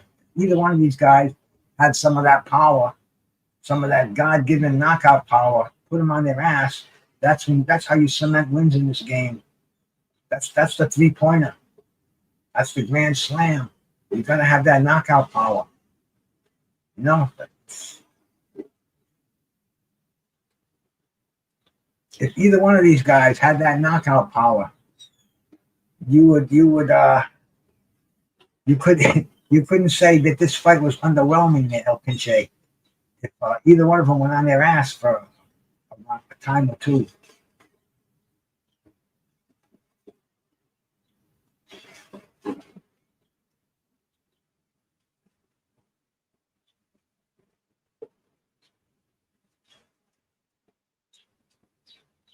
Good rounds, good action-packed rounds right there.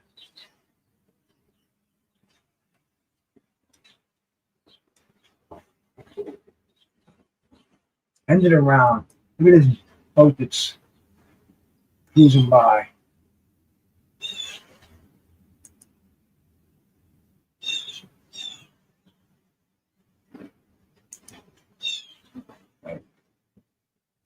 Sucker coming by. That's not a very big one. You get some huge ones out there, but good way to while away the hours. That's how the people with the money do it.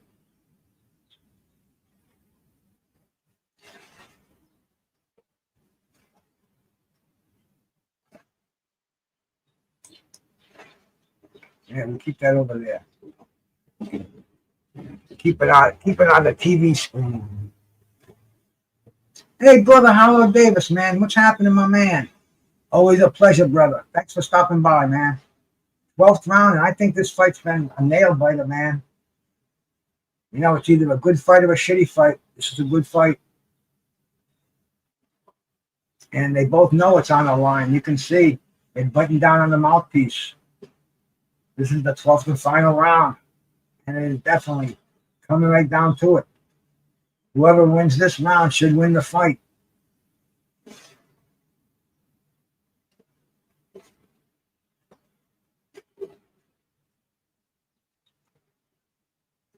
And ball coming in face first. Oh, there's that rough stuff. I thought we were going to see some of that earlier.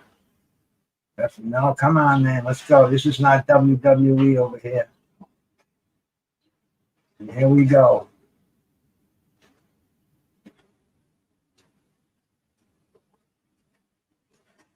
Oh, good right hand by Goodman. Snap ball's head back. It looks like he had that power. Then he could have put him on his ass. Yeah, man, they definitely looked like it for a second. Unfortunately.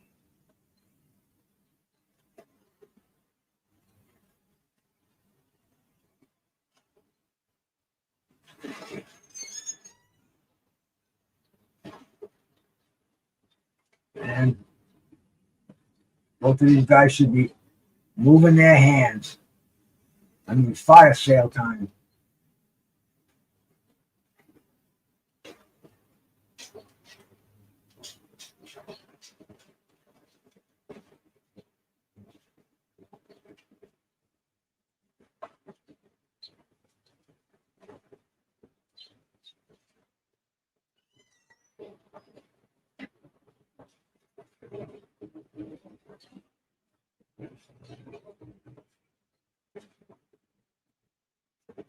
Oh, good shots by both guys. Both of them on the inside. That's what we want to see.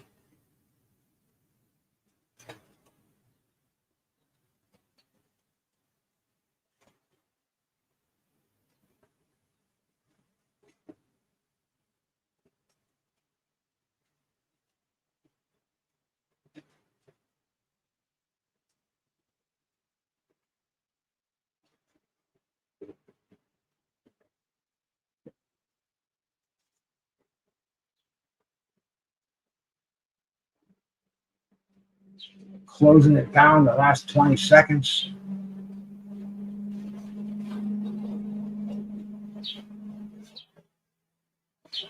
Referee's been breaking them apart a lot in this fight, man. Oh, good exchange. Good exchange at the bell. And that's it, man. This is a close one. This is truly a close fight. All right, let's look at that poll that we put up.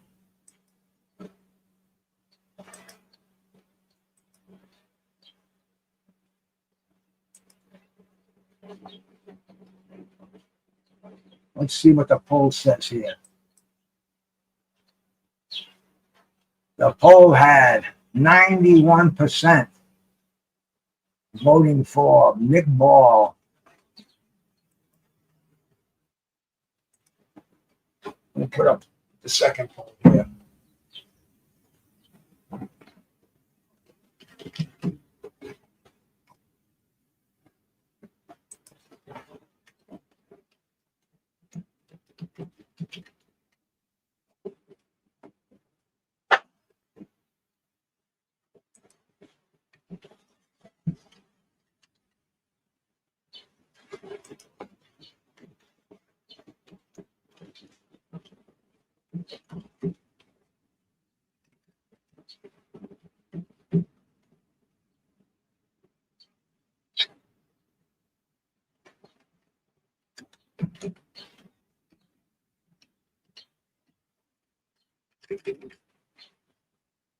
How do you spell Dillian Whyte? W-H-Y White T-V. Is that the way he spells it? I think so. We'll see. We'll see. There we go. Here's our second poll.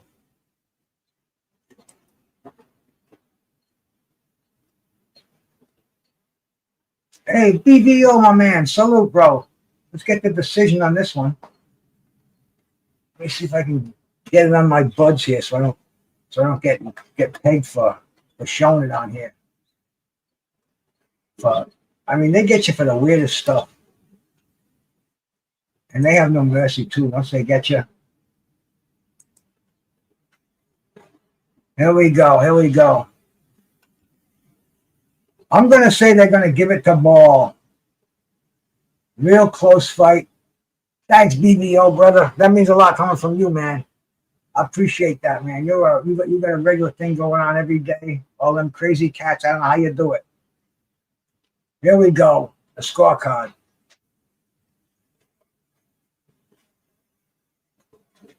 $117, $111. 118, 110. I think it's going to give it to Ball.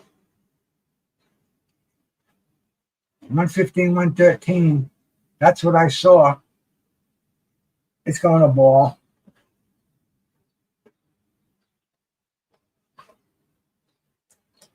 I don't agree with that, man. I mean, the decision, yes. But the scorecards, 118, 112. Was that one of the scorecards? Man, this is way off. 115, 113. That was close. That was doable. But the rest of those scores, crazy. Now, the main event. Let me get some good algo over here.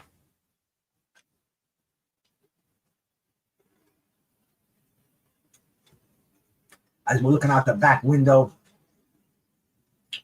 at the Mount Hope Bay, you'll see ships as they come by. See, there's a little narrow river up there. They call it the Narrows. Hey, Cass, brother, salute, man, salute, bro. They call it the Bristol Narrows, and it goes to this river called the Kickamuit River, and it's a big place for striped bass because it's where it leads to like a place that's got brackish water as you go down a little ways, and they breed down there. The fish go down there and mate, breed and stuff, and they catch them stripers down there. But anyway, usually a lot of boats are going by there at this time. I'm surprised. Maybe they went earlier. But it's a nice little background. I kind of look at it and keep it on the TV screen. Make sure the pirates don't attack me. Will Moses take the pole? We'll see. We'll see what happens, man. You know, maybe we'll get. I think Moses is going to win this fight, but Dillian Whyte looks good. He never looked better than that. Usually he comes in, he takes that robe off, and he's got that spare tire. And when you see a heavyweight with that, unless his name is Jimmy Young, then you know, unless his name is Buster Mathis, then you know that they're out of shape. They haven't been doing their road work. They've been going to the drive-through window late at night. Dillian Whyte looks like he's been spending some time in the gym. He's got Buddy McGirt. I bet he's got a nutritionist. And he looks different. He looks like he's in shape now. At that 37 years old, is that going to make a difference? Is that going to... Will Father Time catch up to him? I don't know. That's why we watch boxing. Yeah, Buster Douglas. Yeah. You know what I'm saying, Frank. There's certain fighters that can get away with that, carry that with them. Excuse me. Get rid of that phlegm. See, whenever I feel a cough, spit it out. I do a lot of smoking, but I have really great lungs. I did a lung test the other day. If you hold your breath for 1 minute, if you can do that, you don't need to see a pulmonologist. You are, unless you have some kind of a disease or, Lord forbid, what else might be in there. But as far as lung function goes, if you can hold it for a minute, you're 90% better than the rest of the world. So now they're gonna drag this one out. I wanted to see if this was in the U.S. Turkey would give a car away. He'd have some crazy rock band playing. I'm glad he doesn't have a classical Mideastern band. Sometimes that was murder. He did it a couple of times during these shows. Man, I'll tell you, I was not high enough for that experience. And who's that dude right there, that English cat? That's not, what's his name? I can't think of it right now. Oh, the coach, the English coach. But we're rolling on in for this fight to start. 5 o'clock, what did they say, 5:30? They're going to make us wait for a half hour. That's going to suck. But I keep forgetting, man, this is East Coast, it's 5 p.m. So it's only 3 o'clock on the West Coast. So them guys, a lot of those guys are bitter about this. They don't like the boxing from the Mideast, or even when it's from the UK, because it's early there. But man, you're a hardcore boxing fan and you're watching Monster and Nui, then you know you're going to be up early. You might as well just not even go to bed on the West Coast.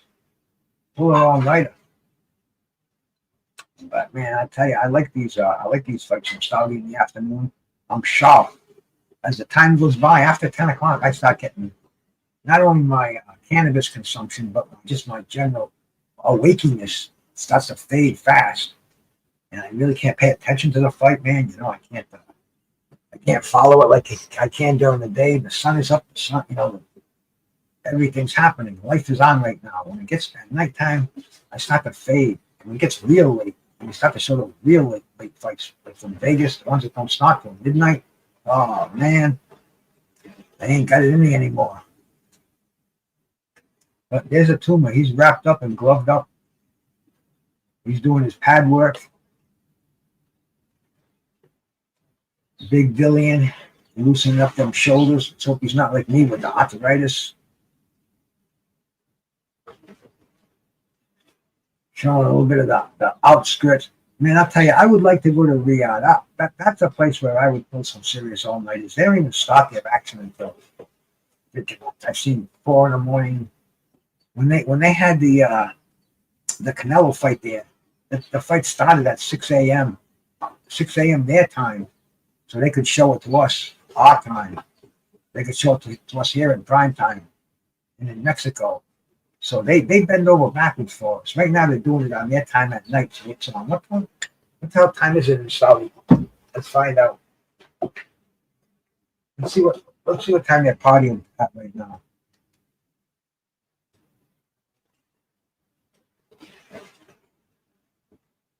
What time is it in Saudi? The time in Saudi Arabia is 12:01 a.m. on Sunday.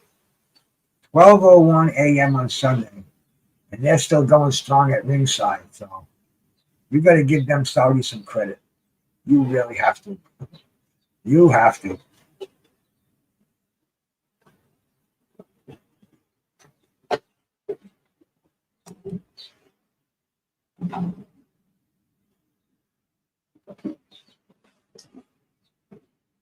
What I'm going to do is get some clean water. Agua por favor. There is nothing quite like it. Get this swamp water out of this bong. It's not that bad. Some people, man, I go hopping around to different sites. I guess I get the cannabis sites. They just go into my news feed. I go on this one cat. His name is Trent. Nice guy. But he's smoking the bong. And the first time I go on it, that fucking bong looked like it was tea in there. It looked like a teapot. I said, dude.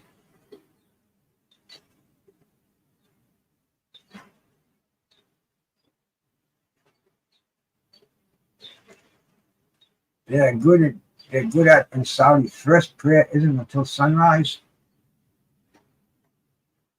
So that means you can party the night away and sunrise, you must be good boy.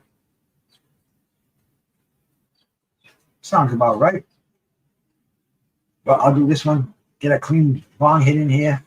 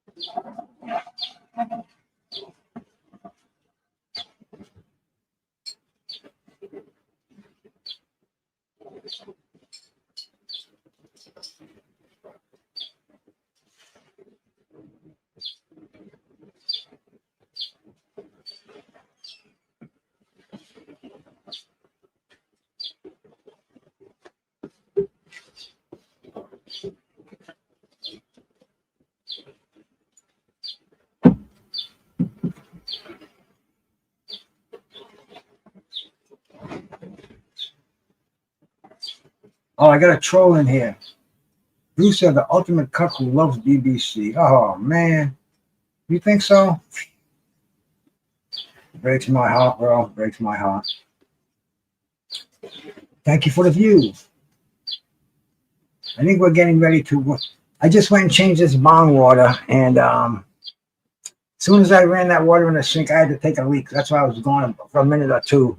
But that's all right with you cats.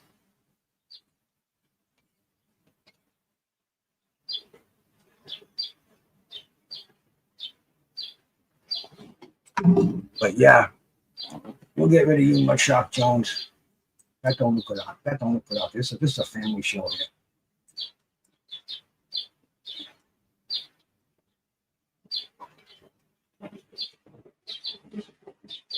We'll see how many people. We'll see what that poll looks like.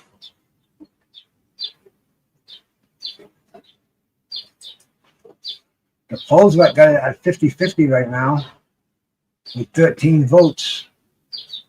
So that's not too bad.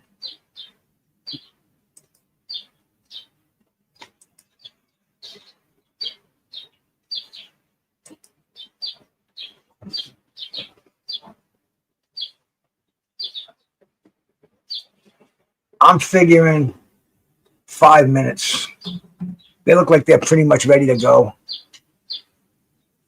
They're just going to give us a little short wait. I'm thinking Itauma. I'm thinking Itauma by knockout early, but that was the old version of Dillian Whyte. If he comes in here looking lean and mean, it might be a little bit different. So we shall see.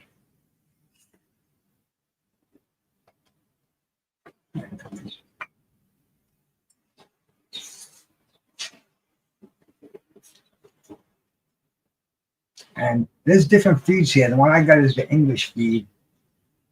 I saw one earlier. It was the zone too, but it was a different zone feed.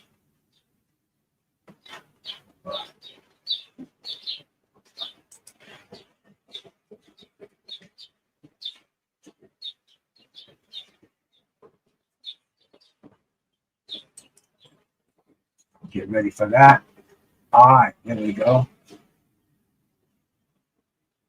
And now it's just countdown for the ring walk.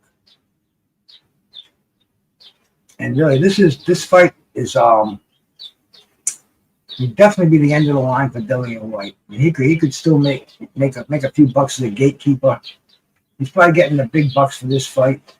and Itauma, a stepping stone. Hey, Khan Shawnee, salute my brother. This is the a stepping stone for Itauma. They got big plans for this kid. He's only, what is he, like 21 right now?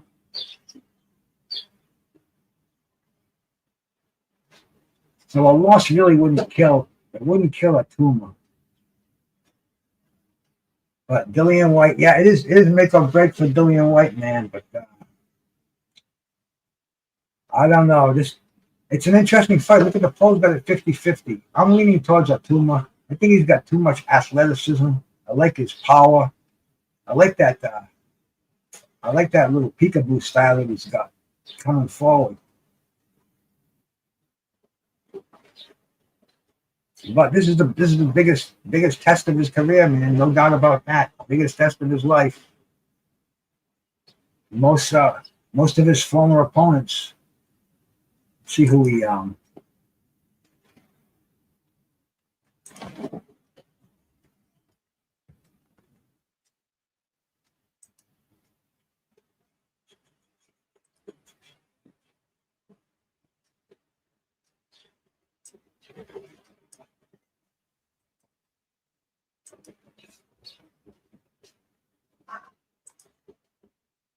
Yeah, Dillian, he looked sharp, man, as far as his condition was concerned.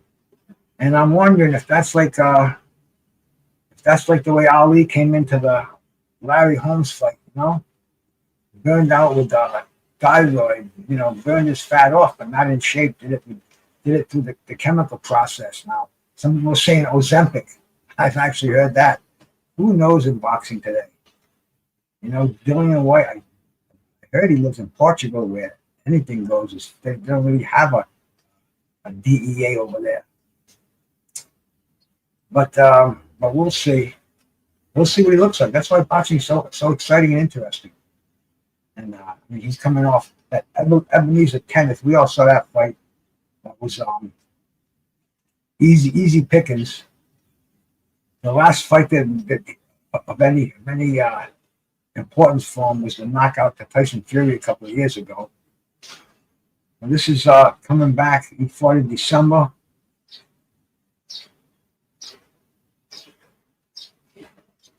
And is he going to just help Itauma advance on his quest for a title?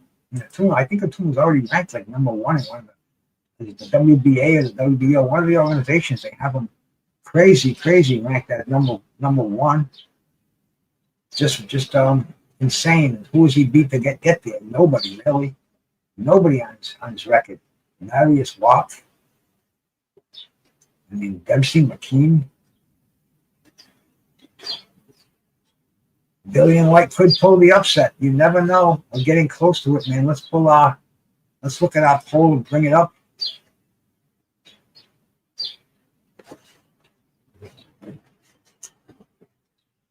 Potato salad, man. You know something? My wife makes this dynamite potato salad. She makes it with it's like a hot potato salad with sweet potatoes and bacon and onion. And it's really good. She hasn't made it in a while. I gotta tell her about that. Probably make her eyes light up because my wife's a great cook and she likes to be inspired. So this could be cool, man. This could be cool. But looks like they're getting ready for ring war. Antonio Talva. The Hollywood actor in the Rocky movies. Pulled the upset of the freaking century when he knocked out Michael Nunn. Nobody saw that one coming. That was like one of those oh shit moments you see every once in a while in boxing. That was one of them. Yep, just as soon as I take the thing down to show you, the boats start coming in. Right?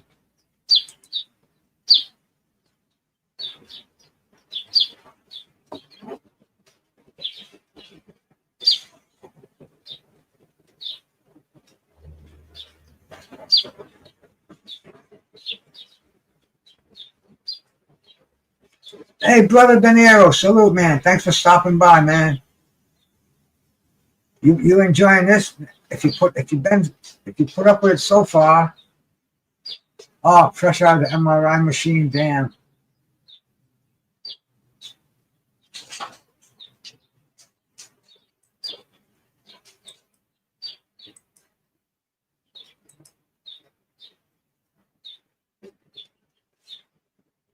This one must go.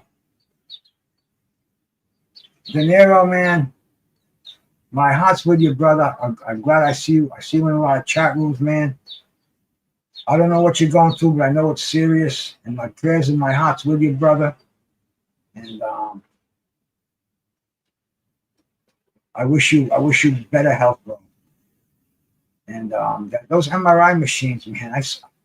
I was reading this thing where this guy got pulled into, where he got killed in an MRI machine. It pulled him, and then it pulled one of the tanks they had in there. They didn't take the metal out of it. Something, man. Those are some serious machines. You know, it was a one of, I think I saw it on YouTube of all things, but then I looked to check it out if it was legit, and it was legit. But yeah, there's a boat coming in right now, as you can see. Another, he's not big, but big enough to have fun in.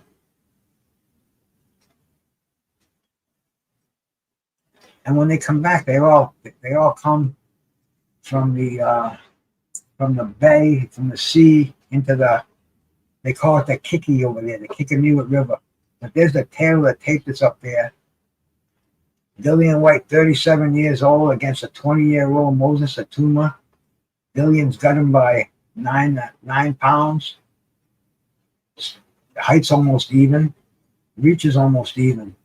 So I mean, physically, they're pretty even.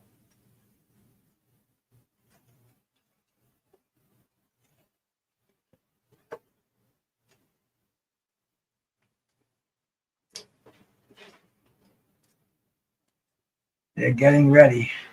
Man, it's already past midnight, and these cats are still going strong in Saudi. I guess it must only be the poor working people that must get up at 7 o'clock in the morning. Michael Buffer,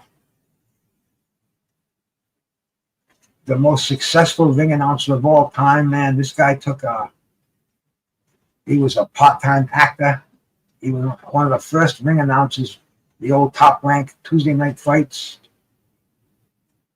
And the dude gets minimum $4 million right there doing that announcing.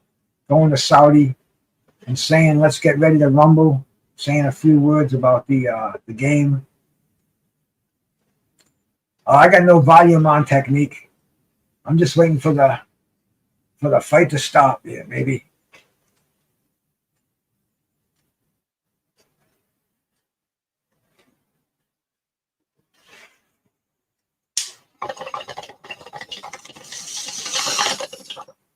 No U.S. national anthem, damn. What I'll do a bunch of bongs. Make sure you're drinking a lot of water too out there. I can't stress it enough. Probably the most important thing you can do. Stay hydrated. It costs next to nothing.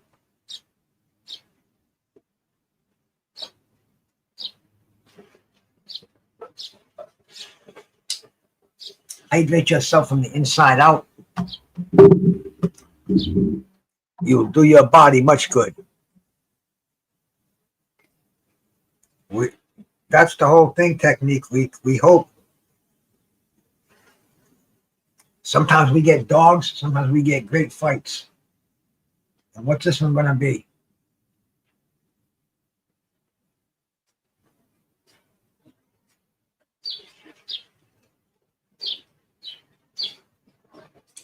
Dillian Whyte's got his British Jack flag going up there.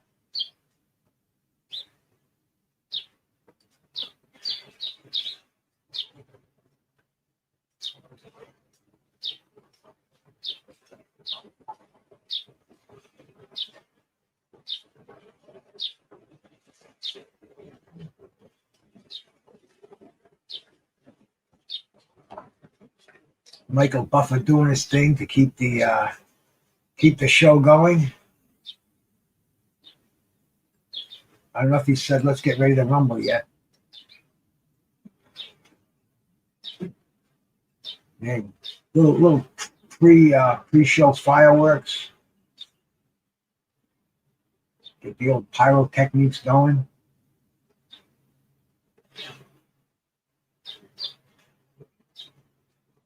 I don't know what all this is with AI now, but man, it's the. I guess that's the thing. The future isn't coming. The future is here. Bibbidi bing. Crazy, crazy world. The future is here. It's already here. Just heard a bunch of seagulls out there.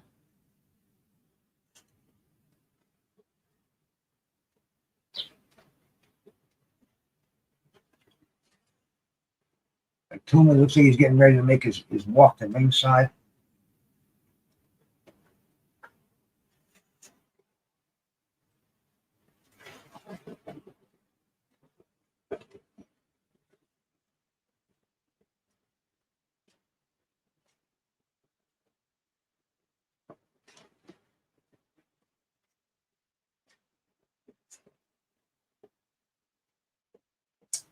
Itauma's in the back in the dressing room, getting ready to make his way down the ringside. And what did we say they had for a? There's some kind of a belt that's it's on for this.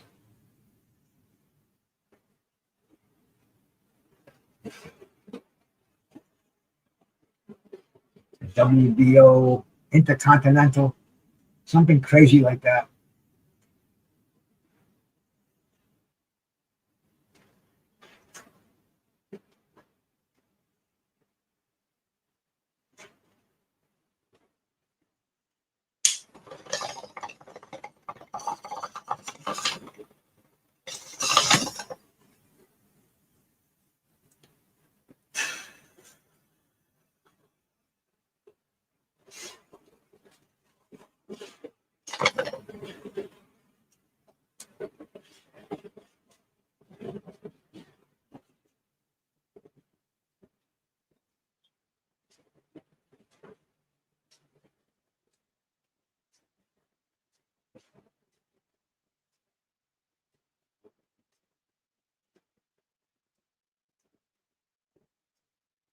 Itauma's in the ring.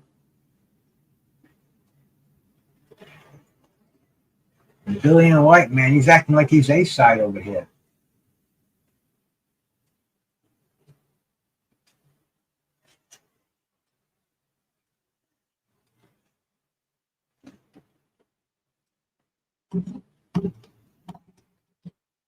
Get ready for this.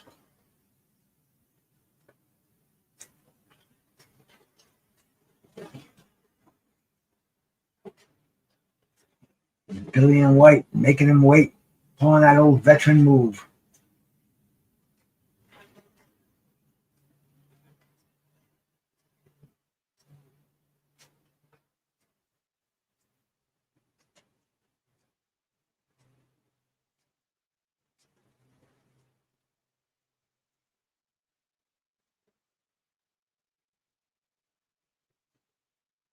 Let's see how long they'll get away with this before they go back there and say, get your ass out there.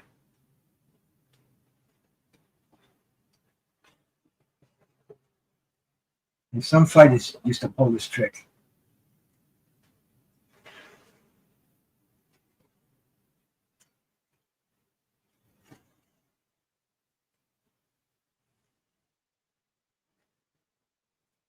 White is making him wait. They put my buds in so I can hear what they're saying without getting shut down.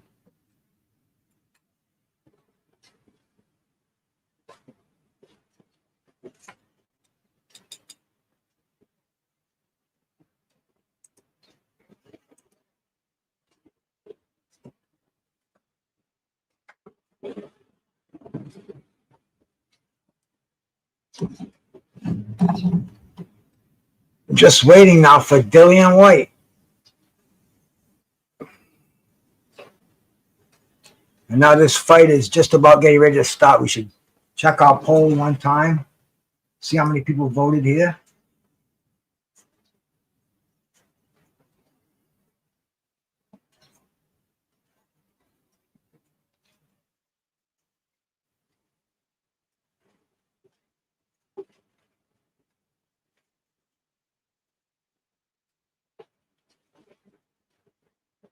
Didn't I put the poll up for?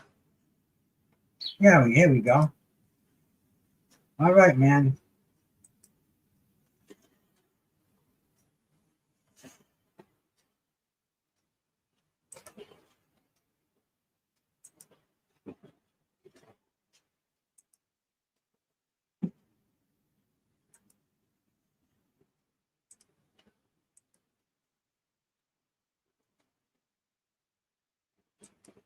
Well, looks like Dillian Whyte is finally starting to make his ring walk.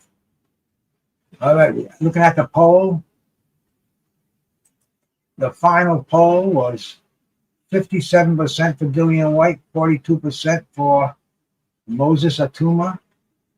So that's pretty much 50-50.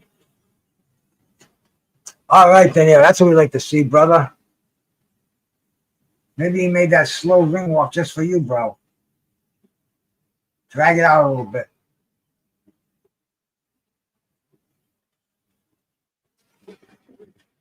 I can kind of smell food, so I think there's gonna be something ready.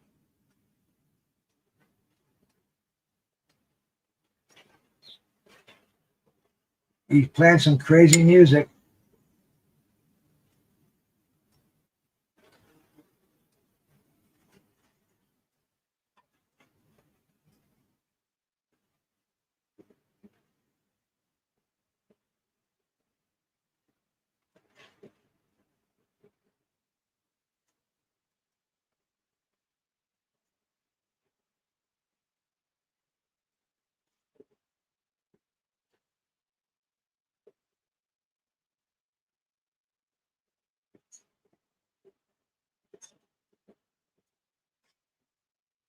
This could be your last chance to see Dillian. Well, he's making his walk down. I wasn't sure if he was going to do it or not, man. He was making Itauma wait a bit, but I guess for this grand entrance, he wanted a little quiet before he did it.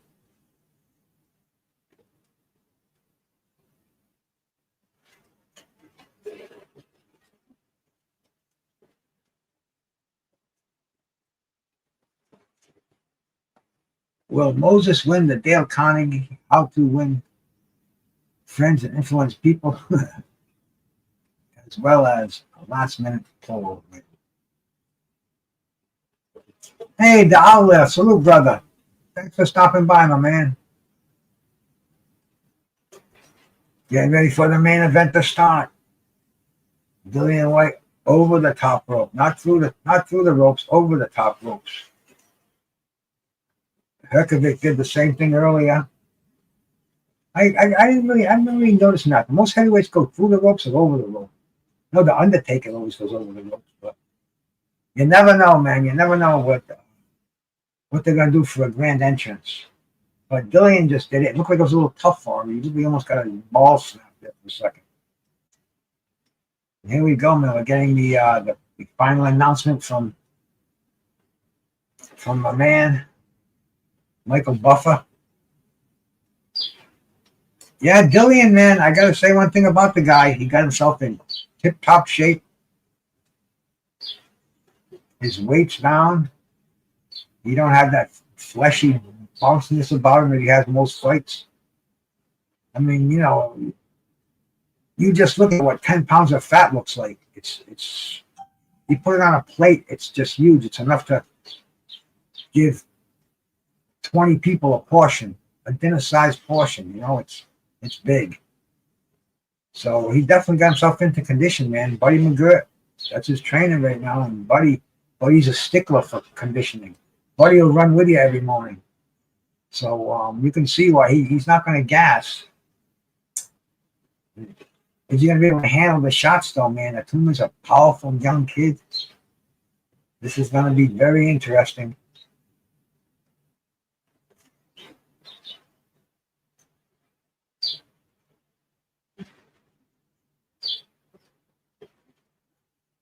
We got two belts out there. I see an IBF and I see a WBA.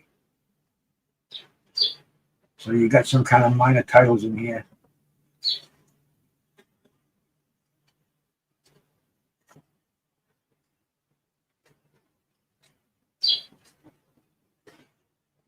Dillian's got walking with that intenseness about him.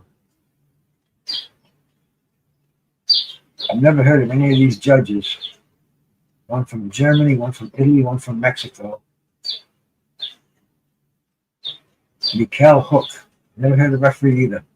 So wow, I mean it's a new frontier in boxing. Different people involved. Before you knew all the referees, before you knew all the judges. Not anymore. Ben Davison in the corner of Itauma.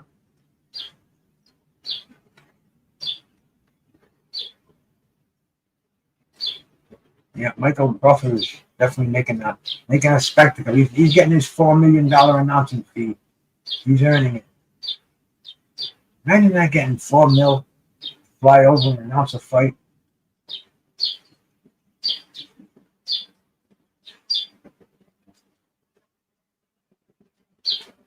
Yes, I am definitely ready to rumble. Are you ready?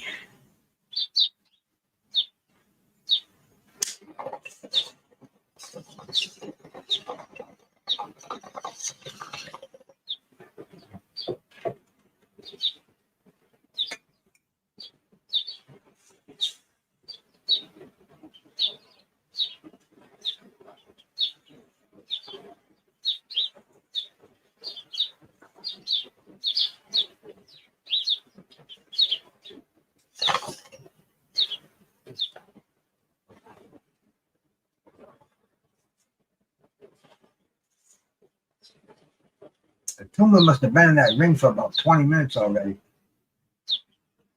You know, whatever sweat he had going is gone. I think Dillian Whyte's playing some head games with him. He's going to try to catch him cold early.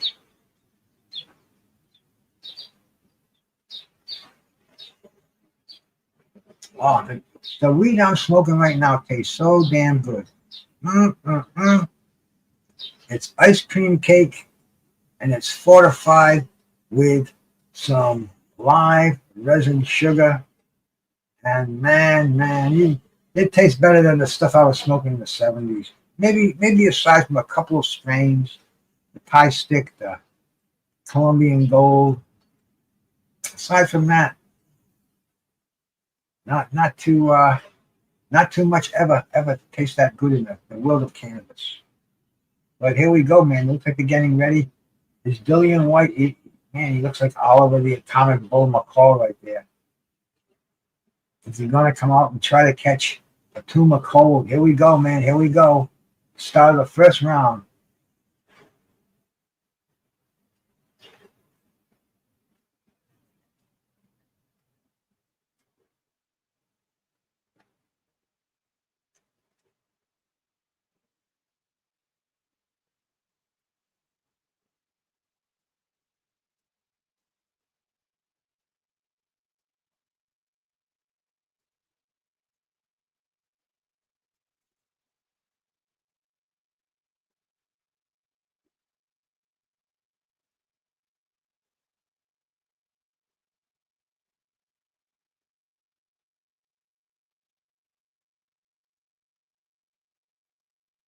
Going back and forth with jabs in center ring right now.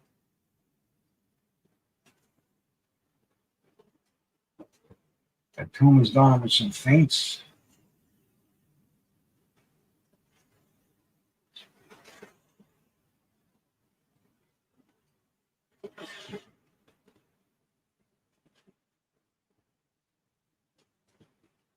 Misty James, salute.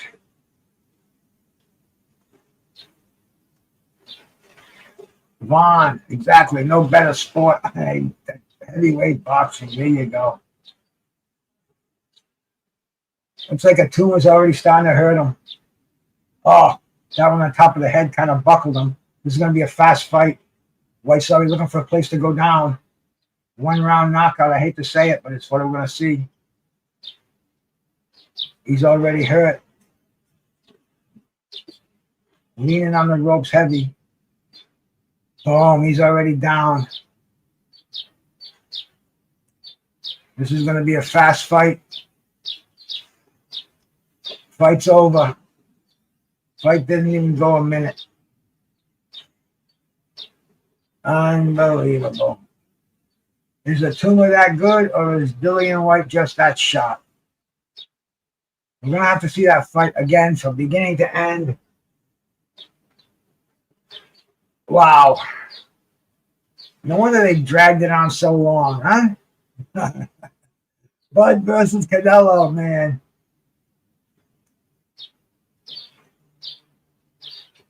I saw a lot of ways of this fight ending.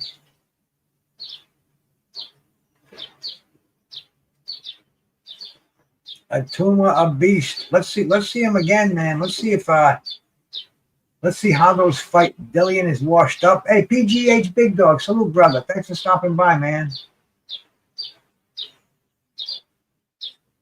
37-year-old Dillian is washed up as good as 20-year-old Moses Itauma. He got shot in the back on top of the head. Fucked his equilibrium up. He's trying to keep himself on balance right there. Itauma works him like a heavy bag. It's only a matter of time. We saw it came out of my mouth as the fight was happening. That's it. Boom. Next thing you know, the canvas jumped up at him, and now he doesn't. His equilibrium is all fucked up. That was the punch right there. He's going to say it was the back of the head. Hey, JC, salute, man. Salute.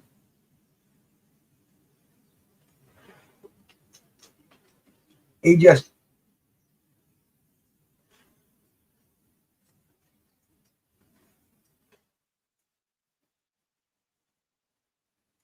That's it, man. Once he caught that shot on the back of the head, he was fucked up. Younger, tougher fighter. Salute to you, JC, man. Yeah, that's got to be it for him. He's bumming, but the mind said one thing, the body said another thing.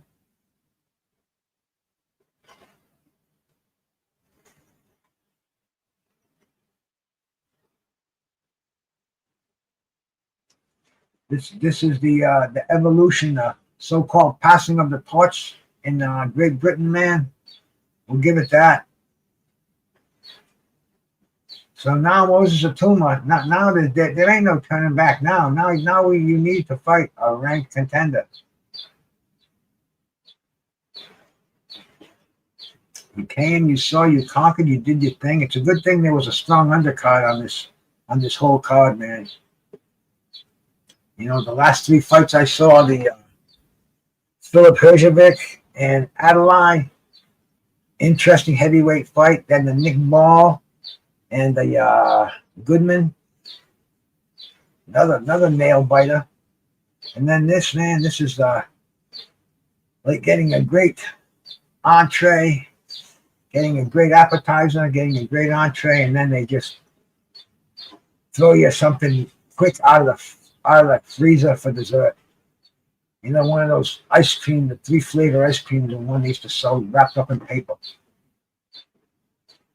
But hey, Itauma, we didn't have a chance to see if he's the real deal. We see him when he comes back again. Make sure they match him up correctly. We want to see him against a top fighter.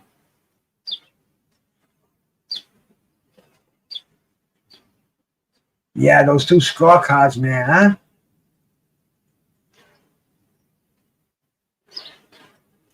There we go. Hrgovic versus Itauma would be a great fight.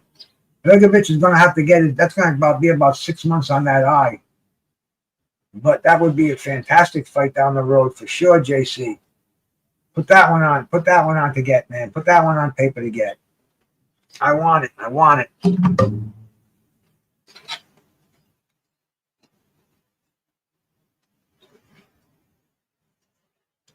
So a decent afternoon of boxing here, man.